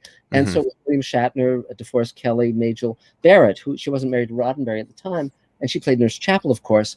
And so I heard, it was very funny, I was the only one who heard this. One of the crew guys said last show of the season, and Majel Barrett under her breath said last show ever. And and then it's ironic that all those decades later, when I did World Enough in Time, I went to her mansion, her house, and she showed me Roddenberry's ashes in a little thing on the wall that had gone up in the space shuttle and come back down. And I she didn't know it came back down. yeah, and she, maybe they left some of it up there, but she I recorded her as the computer voice for that episode, and then not long after she passed away, and but it was great to have her in that role. Oh yeah. And then Grace Lee Whitney, again, I reached out to her, and that was the last time she played Yeoman Rand. But they had established that she was his first officer on the Excelsior, so I thought, well, we should have her on that. Absolutely. And then George, he lifted weights for months, getting in shape to play the role, and he looked great. I mean, he did. When we shot that episode, he was 69 years old, and you never would have guessed. He looked fabulous, and he was an incredibly hard worker, phenomenally committed to the role. And I have nothing but kind words for George Takei. He is one of my heroes, as he's a hero to many people, of course, for many reasons. You know, one of the rumors that I heard that I believe is true, that still makes me sad to this day, is that after Star Trek VI, there was some scuttlebutt around that they were going to make a Captain Sulu show called Star Trek Academy. Yes. And they decided against it because they thought he was too old. Well, I'll tell you several things. And that was years before World Enough in Time. Well, I'll tell you several things about that. One was that before we shot the episode, George came out as gay, and he was very worried that might change my wanting to work with him. And I said to him and Brad, who's his husband now and manager, I said, no, it doesn't concern me at all. I've known you were gay since I saw you in The Naked Time. I mean, anyone with that incredible a physique would most likely be gay. Yeah. And he was like, really looked great. He put Shatner to shame. And but that's true. But it was no problem at all. Of course not. But we did have the conversation about whether Sulu was gay or not, and we both decided, he and I, that Sulu wasn't gay, that he was straight. Right. And that's what we played. He would have played him entirely differently. Yes, and George, of course, was very offended when they had the Sulu and JJ's show be gay, because again, it wasn't appropriate to that character. And but the fun part was that once we did World Enough in Time, I viewed that as a pilot for the Captain Sulu series, and I contacted CBS, and Michael Reeves and I actually came up with an entire series Bible and full 2-hour outline for for the Captain Sulu show. And my friend Winston Engel also worked on this. And you're gonna, Mark, you're gonna have to slide that to me. I'm gonna have to see that. Sure, absolutely. But just between you and me. But I pitched it to CBS, and it was very clear they never intended to do a Captain Sulu series. And of course, now that George is in his 80s, the only way you could do that show is if it were audio rather than a show. But it would have been like an animated series, yeah. Yeah, but it would have been a great show. I was having fun with it. I mean, it's there were many characters that we had never seen before, and the basic notion was that it follows right on the heels of Star Trek VI, where Praxis has blown up, and the Klingon Empire. What a rich storytelling environment. Yeah, well, the basic notion was the Klingon Empire falls apart, and they need the Federation to kind of keep them going. And all of these worlds that used to be under Klingon domination are now forming their own governments, and they give Captain Sulu's ship, the Excelsior, the right to explore Klingon space, all the worlds in Klingon space, and so it's Captain Sulu. It's and then he has a crew made up of a number of people. And one of the fun things I worked out in that, which I really loved, was for those who are super Trekkies, they know that there was always the question of why Saavik is in Star Trek II and Star Trek III, but at the beginning of Star Trek IV, she leaves and isn't part of the adventure. And in the script and in the novel, she's pregnant with Spock's kid because she helps him through Pon farr as he becomes mature. But they took that out of the movie. It wasn't in the movie. But so I followed that up, and the idea that, okay, now it's 20 years later, and Saavik comes to Captain Sulu and says, look, Spock, and my son is a very rebellious young man. He's like 19, 20 years old, and he's sort of like James Dean as a Vulcan. So he's smarter than anybody. He's handsome. He's And he knows it. strong, but he's got a lot of anger toward his father, who's always been very aloof, Spock. And so he entered Starfleet Academy as a kind of a fuck you to his father, but of course he's been on assignment after assignment where he's screwed it up because of his anger issues. And so Saavik comes to Sulu and says, can you take him aboard your crew and sort of be the father figure that he's never had? And so he agrees.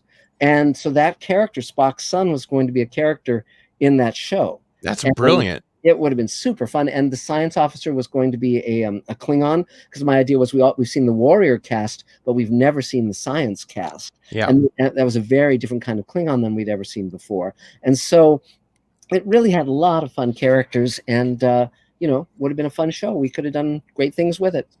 Yeah. It's good to have you sort of clear that up for me, because like I said, it was rumor and scuttlebutt, and I never really knew the full story. So thanks for telling me that. And I think it's innate racism of Hollywood. I think that the fans would have loved a Captain Sulu show.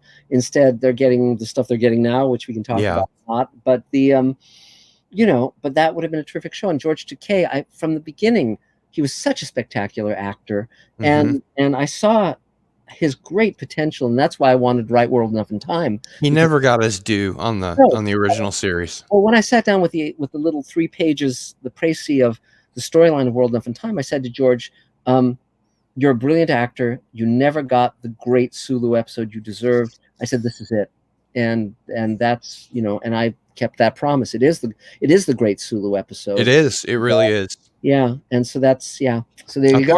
Apart from the crew actors being different, if that episode had aired in the original series, no one would have blinked an eye. No, it would have been just canon. When I wrote with Michael Reeves, we both, between the two of us, we probably had like 50 years experience working in television. And I said to Michael when we wrote it, I said, we're not going to step back from this. We're not going to write it as a fan film. We're going to write this exactly as if we were writing it for the network. And we both, and it shows. Yeah. And as you said, it has even more visual effects than a normal show would. But again, it was like, the only reason we had other actors playing Kirk, Spock, McCoy was because that was what we had to work with. But we also, months earlier, we flew to upstate New York, my wife and I, who was a director and had been an actress, and we did what we called actor camp with the fan actors on the that Star Trek the Phase 2, yeah. And so we did scene study, we did improv with them, we saw what their skills were, and I wrote to their skills. Interesting. Yeah. And so I saw that the actress who played Uhura was very good. I saw that the actor who played Spock was very good, Jeff Quinn, and James Cawley had the passion. He was a very mannered actor, but we could work around his mannerisms quite effectively. And of course, none of this would exist without him. He's the one who had the crazy idea of making new Star Trek episodes, and right. To finish out the 5-year series. Yes, but I also knew that there was a very brief window that would be allowed. I knew what I'd worked for the studios. I knew what they were like, and I knew that there had been a time when they were going to conventions telling fans they couldn't make their own Star Trek uniforms. And the only reason they were allowing these fan films to be made is this is between when Enterprise ended and before JJ said yes to making the Star Trek. Mm-hmm. And so they had a hole in which there was no new Star Trek. And that's when the fan films started being made.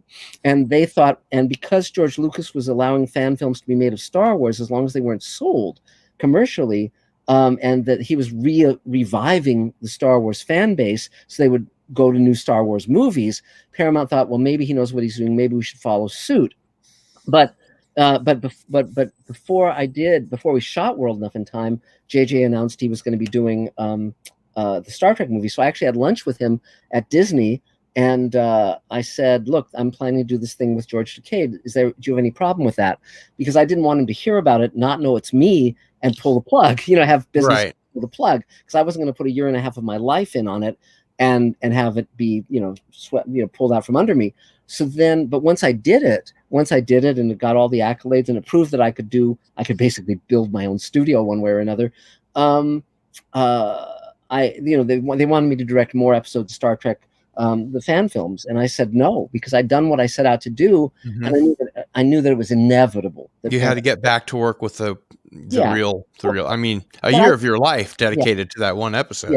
yes, but also I knew that inevitably Paramount was going to come and kick the shit out of these guys, and they did. They shut down Star Trek Phase 2. They shut down Star Trek, the Yeah, continue. the new fan film guidelines came out. Right, and so I knew that I wouldn't have an opportunity, and there's no reason. I'd done what I wanted to do with Star Trek. I mean, Sure. that version of Star Trek, and that was fine. I mean, I'm totally happy with what I got to do, and that is what allowed the fans to see that I didn't need a studio or a network to create content that was the equal of what I was doing at the studios. Absolutely. And so that's what led to Space Command, and so that was terrific. It was great. Your story for Star Trek The Next Generation, the episode, not to be confused with the movie of the same name, First Contact, Yes. is also widely regarded as one of the top 10 episodes of that series. Fun. That's great. Of it, you recalled, quote, "It's very hard to sell to Star Trek. They've gone months without buying any stories. Yes. I had done up something like 60 stories and pitching to the show. Usually I sell on the first or the second story. Mm-hmm. I must have run 15 stories by them before we hit First Contact. Yeah. Killer liked the stuff, so he kept saying, keep going. Yes. At one point, Ira Bear was joking and said, quote, 'This guy is an idea machine. We should just lock him in a room and have him slip paper out from under the door.' Yes. As hard as it might be to sell to Star Trek, you've done it multiple times. Yes. What's the secret beyond persistence?" Here's what I would do. First of all, I would treat it very seriously. So I would schedule 2 weeks solid to just come up with ideas before a pitch. So I wasn't working on anything else during those 2 weeks. And I of course was watching all of the episodes. I knew all the episodes back and forth. And I would also frequently call them and say, what do you have in development that you can tell me about? So if they were doing a time travel story, I would know not to pitch that. And then I would start by generating about 100 ideas, more or less, and then like just one-liners or a paragraph. And then I would start boiling it down and combining them and working up. I would usually have 5 or 6 completely worked out storylines that would each run maybe a couple pages. And then I would have maybe a few paragraphs for some others. And then I would just have the one-liners. But I would never, ever, ever even got past those first 5 on any show I'd ever pitched to. I would always sell one of those. And so in this case, it was hilarious. It was the day before Thanksgiving at 5 o'clock, and I went into Paramount AM. And yes, 5. Well, 5. It was 5 p.m. PM. The day before Thanksgiving, right? So I go into Paramount, and it's Michael Piller, the showrunner, with all of the writing staff sitting on 2 sofas looking at me, and nobody wants to be there. It's the day before Thanksgiving. Everyone wants to go home or They're watching the clock. Or get on the flights back east or whatever. I mean, it's just like the worst possible time slot. And for some reason I was standing. Everyone else was sitting. I was standing. And I started pitching. And normally, as I say, the 5 or 6 in, definitely I would have sold something. But no. And it's not that they didn't like what I was pitching. It was just they might have a similar thing in development or whatever. So Pillar just said, keep pitching. And I got through the paragraphs. And by now my whole body is in a cold sweat. And I'm talking for a full hour. And finally, I get down to the one-liners. And that's when Ira Bear said this thing about he's an idea machine. And I said, okay. Because the trick with Star Trek, because they've done so many thousands of stories between the comic books and the novels and all the different episodes and different series, they've done so much that the trick was to find a hole in their mythology they hadn't plugged. Mm-hmm. Something they'd missed. And I did that with both Far Beyond the Stars and First Contact. And what I said with First Contact was I said, look, you have the prime directive. And that means that if a culture is on your level or above, you can contact them, like with the Klingons or the Romulans or whoever. If they're below a certain level, they don't have warp capability. But they hadn't ever established that. They just, at that point, they had just said, if they're below a certain level, you have to hide from them.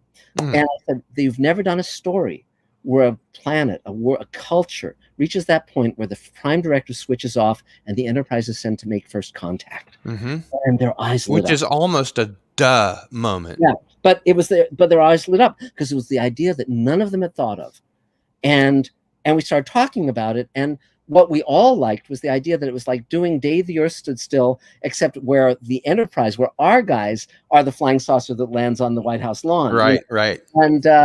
And so they said, well, we have to clear this through the studio, but I think this is going to, really, really go. We love this. And so then I guess in my memory, they called the next day, but it must have been after Thanksgiving weekend. And they said, yeah, it's a sale. Now, and then it went from there. And, but yeah, it was great to find that hole in their mythology and plug it. And fill it. Yeah. Yeah. It's great.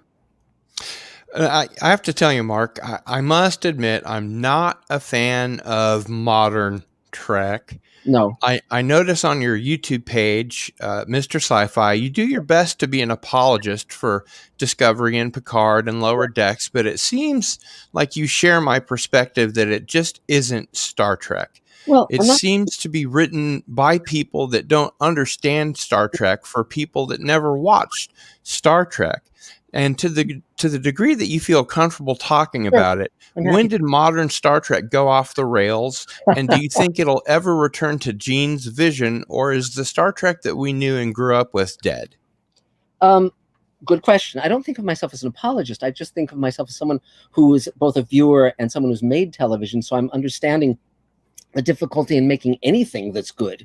It's like stuff that's great isn't great by accident. It means that everybody along the line made the right choices. The actors, the writers, the directors, all the crew guys, everyone did their job, and all you need is one shitty actor or one producer who's an idiot. It doesn't take much. For instance, Night Gallery.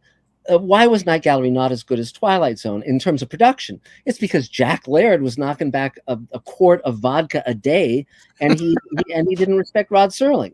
It's not a mystery when you really look into it. The guy was a major alcoholic, and so okay, but Star Trek Discovery and Picard. I haven't watched Lower Decks, so I can't opine about that. I can't recommend it. Well, okay, but here's my thought about, and I've only started to watch the third season of Trek. I know of Discovery. I know they're about to have the fourth season. I know they're about to have the second season of Picard, and they're doing Strange New Worlds. Which I think the one thing that everyone should point out about Strange New Worlds is it's the first time I know of that a pilot was shot in 1964 and greenlit in the next century. That's a good point. And boy, if that thing doesn't say created by Gene Roddenberry, I don't know what it should say, because it's like it's Captain Pike.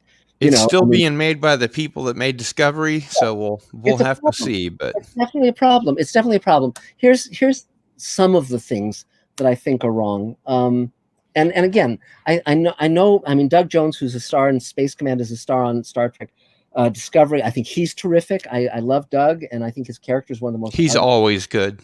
Yeah, and I think his character is also one of the most compassionate, and I think that really works, because what Star Trek is about is being compassionate and selfless, recognizing that we are a family and we have to be there for each other. And it's not about selfishness. It's not about pettiness. There's so many things Star Trek is not, and so many things that it is. And the reason Star Trek The Next Generation worked was because Geordi and all the rest, Picard, everyone from the top guy to Data, they're willing to give up their life for the others on the show. There's a real compassion, there's a real connection, there's a real they're friends, they're family, they value each other. And one can pay lip service to that on Discovery or on Picard, but it's not true. There's Michael, and she's constantly not listening to anybody else, constantly taking her own path, constantly disobeying orders, and then there's the mushroom guy, the fungus thing. I mean, my God, Gene Roddenberry talked to the Rand Corporation. Spore Drive. Yeah, I mean, Gene Roddenberry talked to the Rand Corporation. He was talking to NASA. Warp Drive is a fictional construct, but at least it's based on a plausible. They've actually come out with one now. Yeah, it's based on plausible extrapolation of current science, but the Spore Drive, I've never read anything about mushrooms being able to transport you across the galaxy. There's a mycelial network in space, don't Well, you I know? guess so. I guess so. And bugbears and all this craziness, and then they have the Red Angel in the second season. And it's just, I mean, I challenge almost anyone to say what those plots are because they are just twisty, turny monsters. And the third season, I don't know. Maybe it's better. I don't know. But I don't find myself engaged in these people, and I don't find. And when they have conversation, even character scenes, they're not interesting character scenes. They're talking about trivial bullshit. And I Yeah, think most of it seems to be people talking about their emotions in hallways. yes, yes, and but even when it's plot specific, it's just what are the rules here? What the fuck? It's like the third season they're trying to get the Federation going again. That's not something the audience gives a shit about. Or when they're Right. talking about why the Federation is important, it's lip service. It's like no. And see, but part of this, I think, and again, it's just an opinion, and I think you have to care deeply about something and understand it profoundly to be able to write well about it. And Roddenberry and Serling, those guys were in World War II. I mean, when Rod Serling was a teenager, he was jumping out of airplanes into jungles full of people trying to kill him.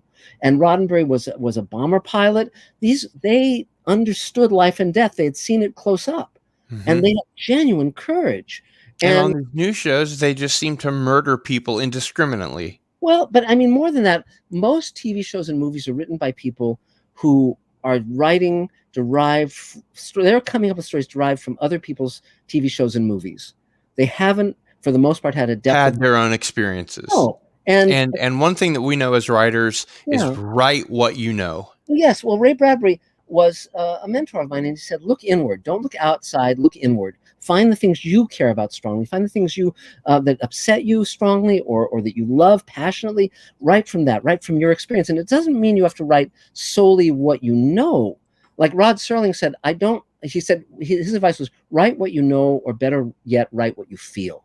Hmm. And that was absolutely correct. And but again, it's like, let's say you haven't been in a war. I haven't personally been in a war, thank God. But I know I have had emotionally bruising experiences. I have experienced anti-Semitism, whatever. My family, most of my family was wiped out in the Holocaust. And if Yep. my grandfather hadn't brought my mother here, or let's say my grandfather came here in World War One, and he brought my grandmother and my aunt here, and my mother was born in Chicago. All of them would have been exterminated. Everyone else Hmm. was exterminated by Hitler. So my mother, who was born in 1923, Same thing with my family, with my yes, father's family. yes, and so when we have totalitarianism or nationalism rising their heads, and when we have the darkness of racism and all of these things, I can very much feel that internally as a person. And it's fascinating because when Ira Bear said, well, let's do this thing about race for Far Beyond the Stars, I thought, great. I recognized that it made the story better and deeper.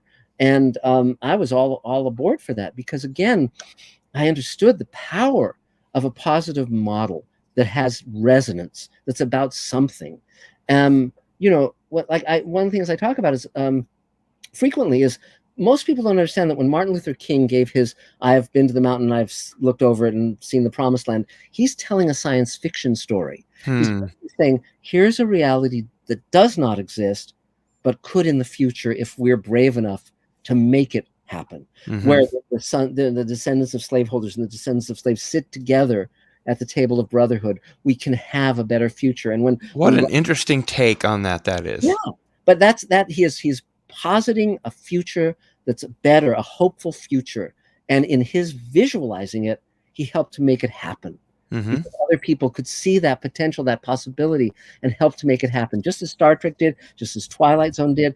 And so whenever anyone is on a TV show and they blow that enormous opportunity, and it doesn't mean you're on a soapbox, it doesn't mean you're giving us a lecture, because that's not going to work. It means you tell a story that moves people to tears Hmm. because they And recognize the hopefully truth. sticks with them. Yes, yes, but there's so many people who watch Star Trek and lived very different lives from what they would have had otherwise. I mean, so many people, not just the ones who became teachers or scientists or astronauts, but the ones who raised families and saw the potential of that. The ones who looked at people from other communities and said, they're part of my family, the human family. Hmm. They understood that we're all in this together, and that's vision. That's a vision that creates a world, and I take that responsibility very seriously, and I'm so glad that those who came before me did the same. Yeah. That's what I think, and that's why I think they're losing a great possibility with Star Trek Discovery or Picard. Maybe Strange New Worlds will be good. It all boils down to the writing staff. We can only hope. We can hope. But I mean, people often say to me, "Well, why don't they hire you on Star Trek?" And it's like, I don't know, tell them to. You Yeah.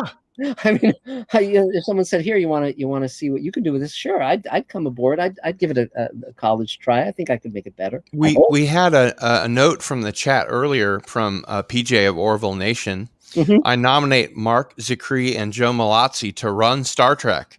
Well, yeah, but again, they who do they hire? They hire the people who are making money for them, the network, or the studio. And they're not going to give it up. No, and again, it's remarkable when something comes out well, and we have to applaud all of those wonderful things that have made us who we are. But you can't see TV and film are very difficult because it takes an army of people to do their best work, Hmm. and you have to be willing. You're only as good as your weakest link. Well, you're in a collaborative medium, and that's why I've chosen to be the boss, to be the king in my own little kingdom, Hmm. because you have to take responsibility. If you don't take responsibility, then you can't blame the machine if it fucks things up.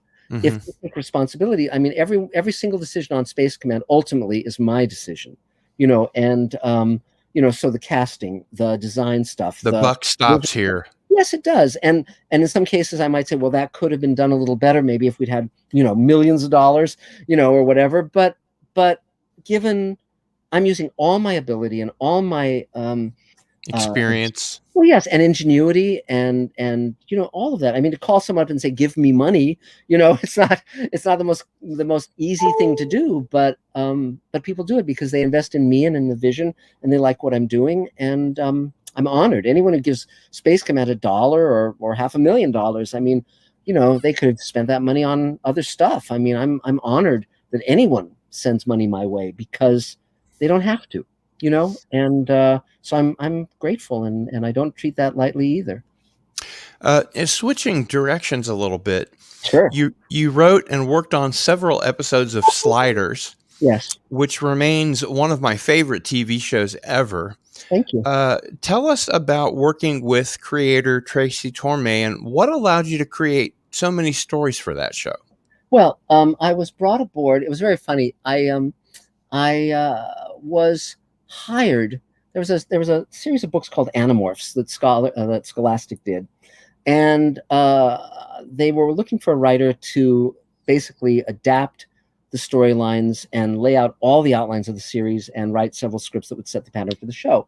So I was flown to New York by Scholastic. I met with the people there, and then 2 weeks later, I was going to fly back and lay out the show.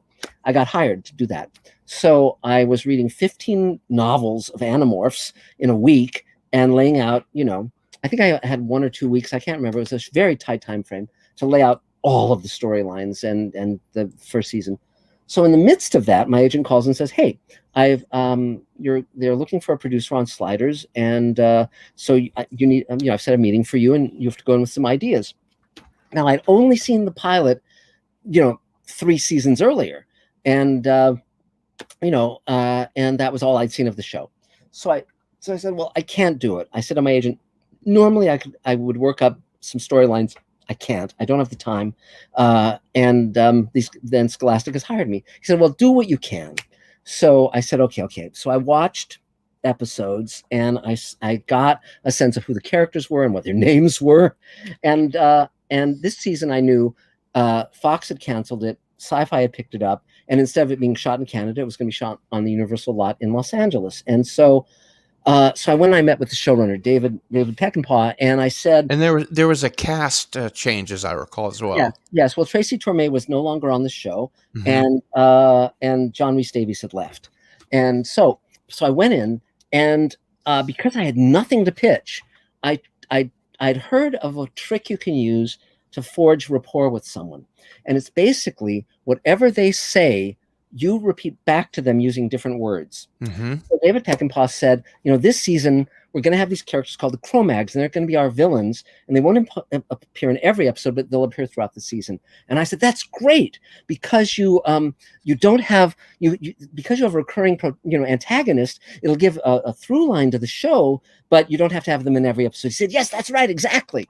And then they said something else, and I repeated it back in the same words, just saying it slightly differently. And he said, and he stopped me and he said, I'm scheduled to meet with a number of other people, but I'm going to hire you. You're the first person that really understands. I get a great feeling off of you. And I dressed very well. And the one thing I did say that was original with me is I said, look, you're going to need a science fiction guy. You're going to need to know who comes in and pitches crap that's just a science fiction cliche and who doesn't. So I went off and I flew to New York for my second meeting with Scholastic, and my agent called and said, you got the job on Sliders. So great. So with Sliders, it really fallen out of favor because the previous year had sort of been movie ripoff of the week. So they would do Twister or they would do Jurassic Park, and the actors weren't happy and the fans weren't happy. So I said, okay. So we sat down. It was a very small writing team. It was just me and Bill Dial and Chris Black, and David Peckinpah was the showrunner. And we met with all of our actors one-on-one, and we said, our leads, and we said, what do you think is working? What do you think is not? And they told us. And so I said, okay, well, we're going to fix it. And then I went to the World Science Fiction Convention. I met with the Sliders fans, and I said, look, tell me everything you don't like about Sliders. And they told me, and I said, I agree with you, and we're going to fix it. So come back and trust us. So they did.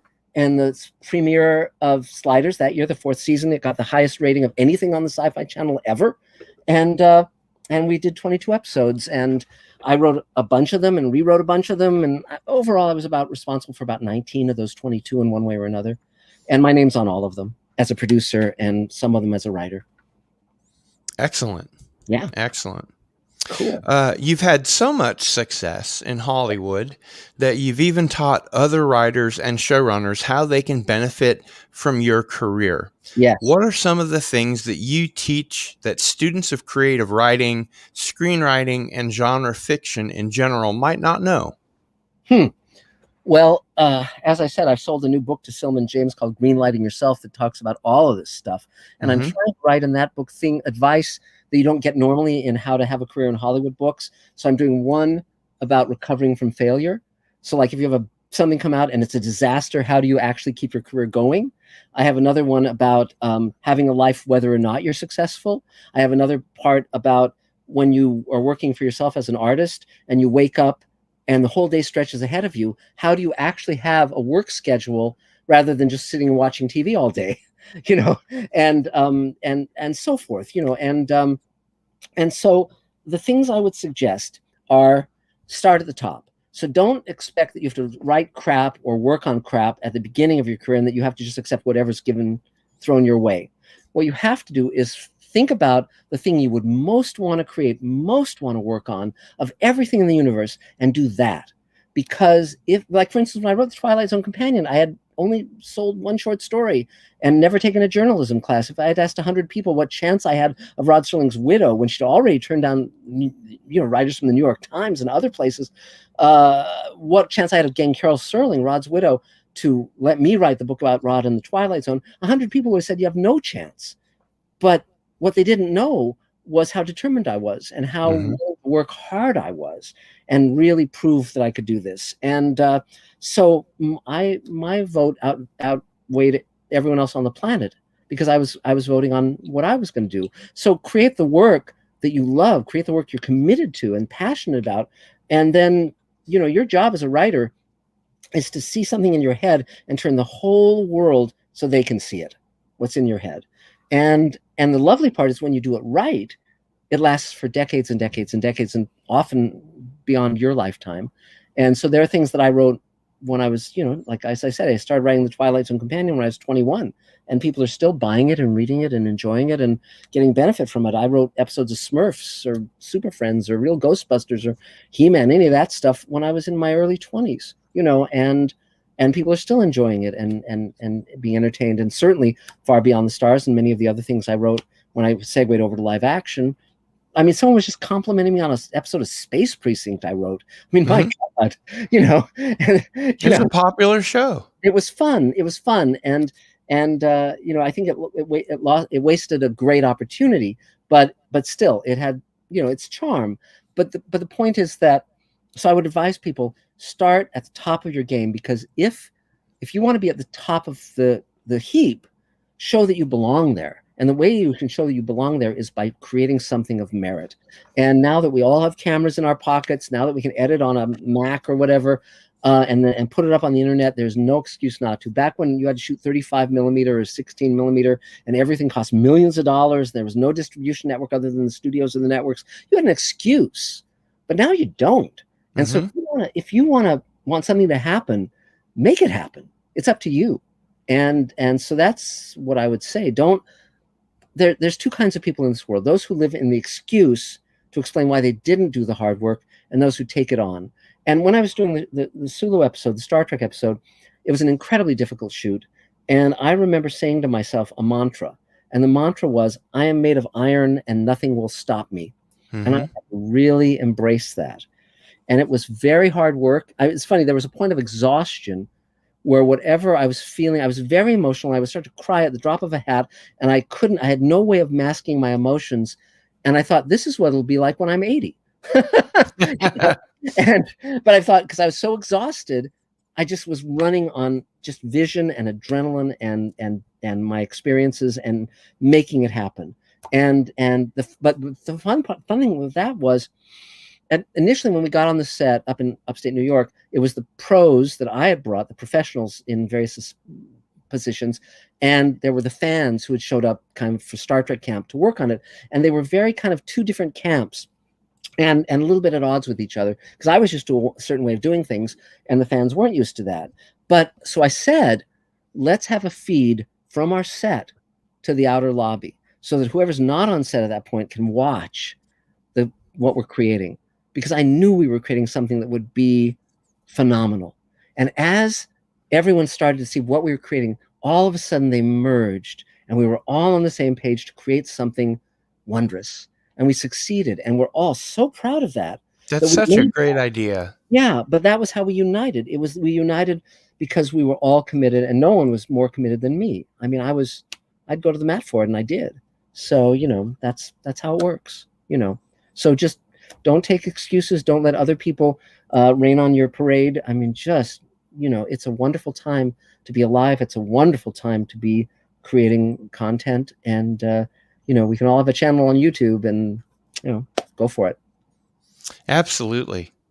I'd like to talk to your experience on Babylon 5, The Survivor. What was it like working with Joe Straczynski, and what's your experience working on Babylon 5 in general? Sure. Well, I'm the only writer who wrote for both Deep Space Nine and Babylon 5. And so I got to study the production models of both. And it was highly instructive for what I'm doing now in Space Command. They both were set on standing sets, on sound stages.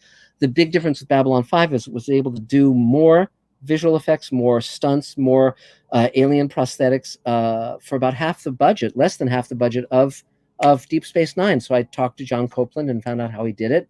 In terms of Joe Straczynski, I met Joe when we were all writing animation, and in fact, Michael Reeves and I recommended him to Filmation at the time, and he started writing and story editing animated shows. And in fact, I wrote episodes of Real Ghostbusters where he was the story editor, and we were very, very good friends. And I was hired to develop a show called Captain Power. And it was, all they had was Mattel was going to be financing it, and all they had was the weaponry and sort of the world that was kind of post-apocalyptic and the villain. And I spent a year developing that show, creating the characters, creating the backstories, creating everything other than the weapons. And they wanted me to story edit it, and I was writing features at the time and not available. And they were going to hire someone who was going to just wreck the show. And Elaine, my wife, said, you have to tell them. And well, I said, I can't tell them unless I have someone to plug in. So I went and I said, look, there's a writer who's never worked in live action. He's only done animation, but I'll guarantee him. If he can't do the job, I'll step in. And that was Joe Straczynski. I guaranteed him. And so Joe came in, and he was, of course, very, very good at this. And so he came aboard, story edited, and I wrote a number of scripts for Captain Power. The only one that got made, well, there were 2 or 3 that got made. But then Joe in Captain Power, he it was the producers he ultimately did Babylon 5 with. It was John Copeland and Doug Netter, and it was Ron Thornton was doing the visual effects. Interesting. And so that was his core team that led to Babylon 5. And I actually read the Babylon 5 pilot 5 years before they sold the show. And Wow. I recognized that it was a great script. And so then when Babylon 5 That's got on the edge of midnight, something like on the firing line. on the firing line, yeah. And so when they shot it, the studio waited to see what the response would be with the audience, and so they tore down all the sets. It was a year from when they shot that pilot to when they actually greenlit the show. And so when the show got up and running, Joe offered me a story assignment, a script assignment, and so I came up with Survivors. And but as I was writing it, I went on the set because I was just building the sets, and I sat down. I went met with John Accavelli, who was the set designer and production designer, and he rolled out the blueprints because I needed to see if what I was blocking out in the scenes was accurate to the sets they were building. And so they shot the episode, and I loved the actors. I thought Londo and Jakar, all these actors, Mira Furlan, of course, brilliant ensemble, wonderful. Brilliant. And in fact, I took, when they were shooting Babylon 5, I took the actor who played Jakar, Andreas Katsulas, to lunch at Paramount, or I think, was it Paramount or Universal? I think it was Universal at the time, because I admired him and I very much wanted to work with him more. And he told me, and I was shocked, that I was the only producer who had ever taken him out to a meal.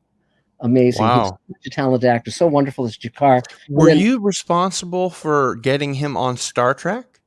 No, I wasn't. But sadly, he died, of course, not long after Babylon 5, and they've had a terrible record of their stars passing away. It's amazing that the Next Generation cast, I think they're all still with us, and so many of the actors, the leads on Babylon 5, are no longer with us. I don't know why that is, but it's really unfortunate, really sad. But he's one of the ones I actually would have worked with as well had he lived. So. But I loved working on both DS9 and Babylon 5. Joe Straczynski, I think, is we're all of us children of Rod Serling in one way or another. And I know that Joe, I'm one of the very few writers other than Joe Straczynski who wrote for Babylon 5. I mean, there's Neil Gaiman and Dorothy Fontana and a couple others, but Joe ultimately on the first season, Joe wrote a bunch of them, and he was trying to get up to speed where he could write essentially all of them. And that's ultimately what he did. The sad thing is, of course, that he had laid out a 5-year arc, and then he really came to believe that they were going to cancel it on the 4th season. So he hurried up and finished it, and then Turner picked it up for a 5th season, but he had already kind of finished that Shadow War arc. And it's unfortunate that he didn't know he would get his full 5 years, because I think it would have been structured and paced rather differently. But still, given what he's had, he did amazing things with it, and I'm very, very glad he got to become who he wanted to be. Do you know, is there any truth to the rumor that he's using the remastering of Babylon 5 to gauge interest in another show? Not necessarily Babylon 5, but another science fiction show? That would be more what Warner's would be doing, I'd rather than Joe. I mean, Joe is, he's like all of us. He's trying to sell things that are of interest to him. And if someone gave him full power to create whatever he wanted and the bankroll to do it, he would. I mean, it's just because we work in an art form that costs millions of dollars. We, most of us don't have the money to finance everything we want to make. And unlike Howard Hughes, for instance, but, so we do what we can. I mean, I'm very lucky that it turned out I had a knack for raising money. Which allowed me to do Space Command and now the Showrunners Network and all the things I do. But we're all of us. I mean, Michael Reeves and Joe Straczynski, and there was a ton of us who came up in television together. And that also then became Ron Moore and Brandon Bragg and all these other people I know, Rockney O'Bannon. We all sort of were that generation, and we all knew each other and admired each other. We were all, our goal for all of us was to create and run our own science fiction shows, and many of us got to do that. And Ron Moore, did Battlestar Galactica, and now he's doing For All Mankind, and all of us were inspired by Serling and secondarily by Gene Roddenberry, and it's miraculous. Mark Fergus, my friend who created and ran The Expanse with Hawk Ostby and Narain Shankar. Thank goodness for The Expanse. Yes, because that's a show. you can fault it this way or that, but it's a show that's being done correctly. They know Yeah. where they're going. There's a point to the characters. The You know, science is important. The yeah, physics are important. in a way, The Expanse is almost like Star Trek for now. Um, Yeah. but it's a lot grittier. But it's much better show than Star Trek Discovery, God knows. Oh, So yeah. yeah, Yeah. but that comes from having a small writing team and having the vision, sharing the vision. But also it comes from following novels that already chart that path. It knows where Right. it's going, and that's great. We do have to wrap up soon, Okay, sure. but I wanted to ask you, Mark, Mhm. what is next for Marc Scott Zicree? Yeah, What's next for the Twilight Zone Companion? yeah. What's next for you in your career? Well, immediately, of course. This week I'll be finishing the first draft of the new book, Greenlighting Yourself. So I'll be getting that to my publisher soon, and they'll publish it. In terms of Space Command, we're going to be shooting the entire first season. We roll camera in the next few months on more of it, and you can watch what I've put out so far on Mr. Sci-Fi. So I urge you to subscribe to Mr. Sci-Fi. And then the Showrunners Network, it's moving forward, and we're going to be shooting all 6 pilots, 2-hour backdoor pilots, and one of those shows will be narrated and feature unmade material by Rod Serling. So, and Rod dictated all of his letters, all of his scripts, everything. So they thought those recordings were lost, and they found 200 hours of them, and we will be utilizing that. Wow. It's called Rod Serling's After Twilight, and it'll consist of scripts by Serling and narration by Serling, and also scripts by writers like Beaumont and Matheson, and new writers like Neil Gaiman and so forth. So it's going to be a spectacular show. That's outstanding. So there you go. That's great. Mark, where can people find out more about what you and Elaine do? Mr. Sci-Fi. Go on Mr. Sci-Fi, and it's on YouTube. Just type Mr. Sci-Fi, MR.SCI-FI, and that's pretty much that leads you down the rabbit hole. And if you want to reach me for any reason, my email is marczicree@gmail.com. And if anyone wants to buy shares in Space Command, they're $7,500, and it helps make the wheels go. So we really appreciate it. Very good. Well, the link is in the chat. I do want to thank you so much for spending time with us and being on Masters of the Genre. It's been wonderful talking with you. You too, Bill. I hope to do so again. And I want to wish you a wonderful rest of your week. Great. Thanks so much. And I've really enjoyed it. And thanks for doing what you do as well. And thanks to everyone in the chat. Appreciate everyone being here. And we will see you next time. Bye, guys.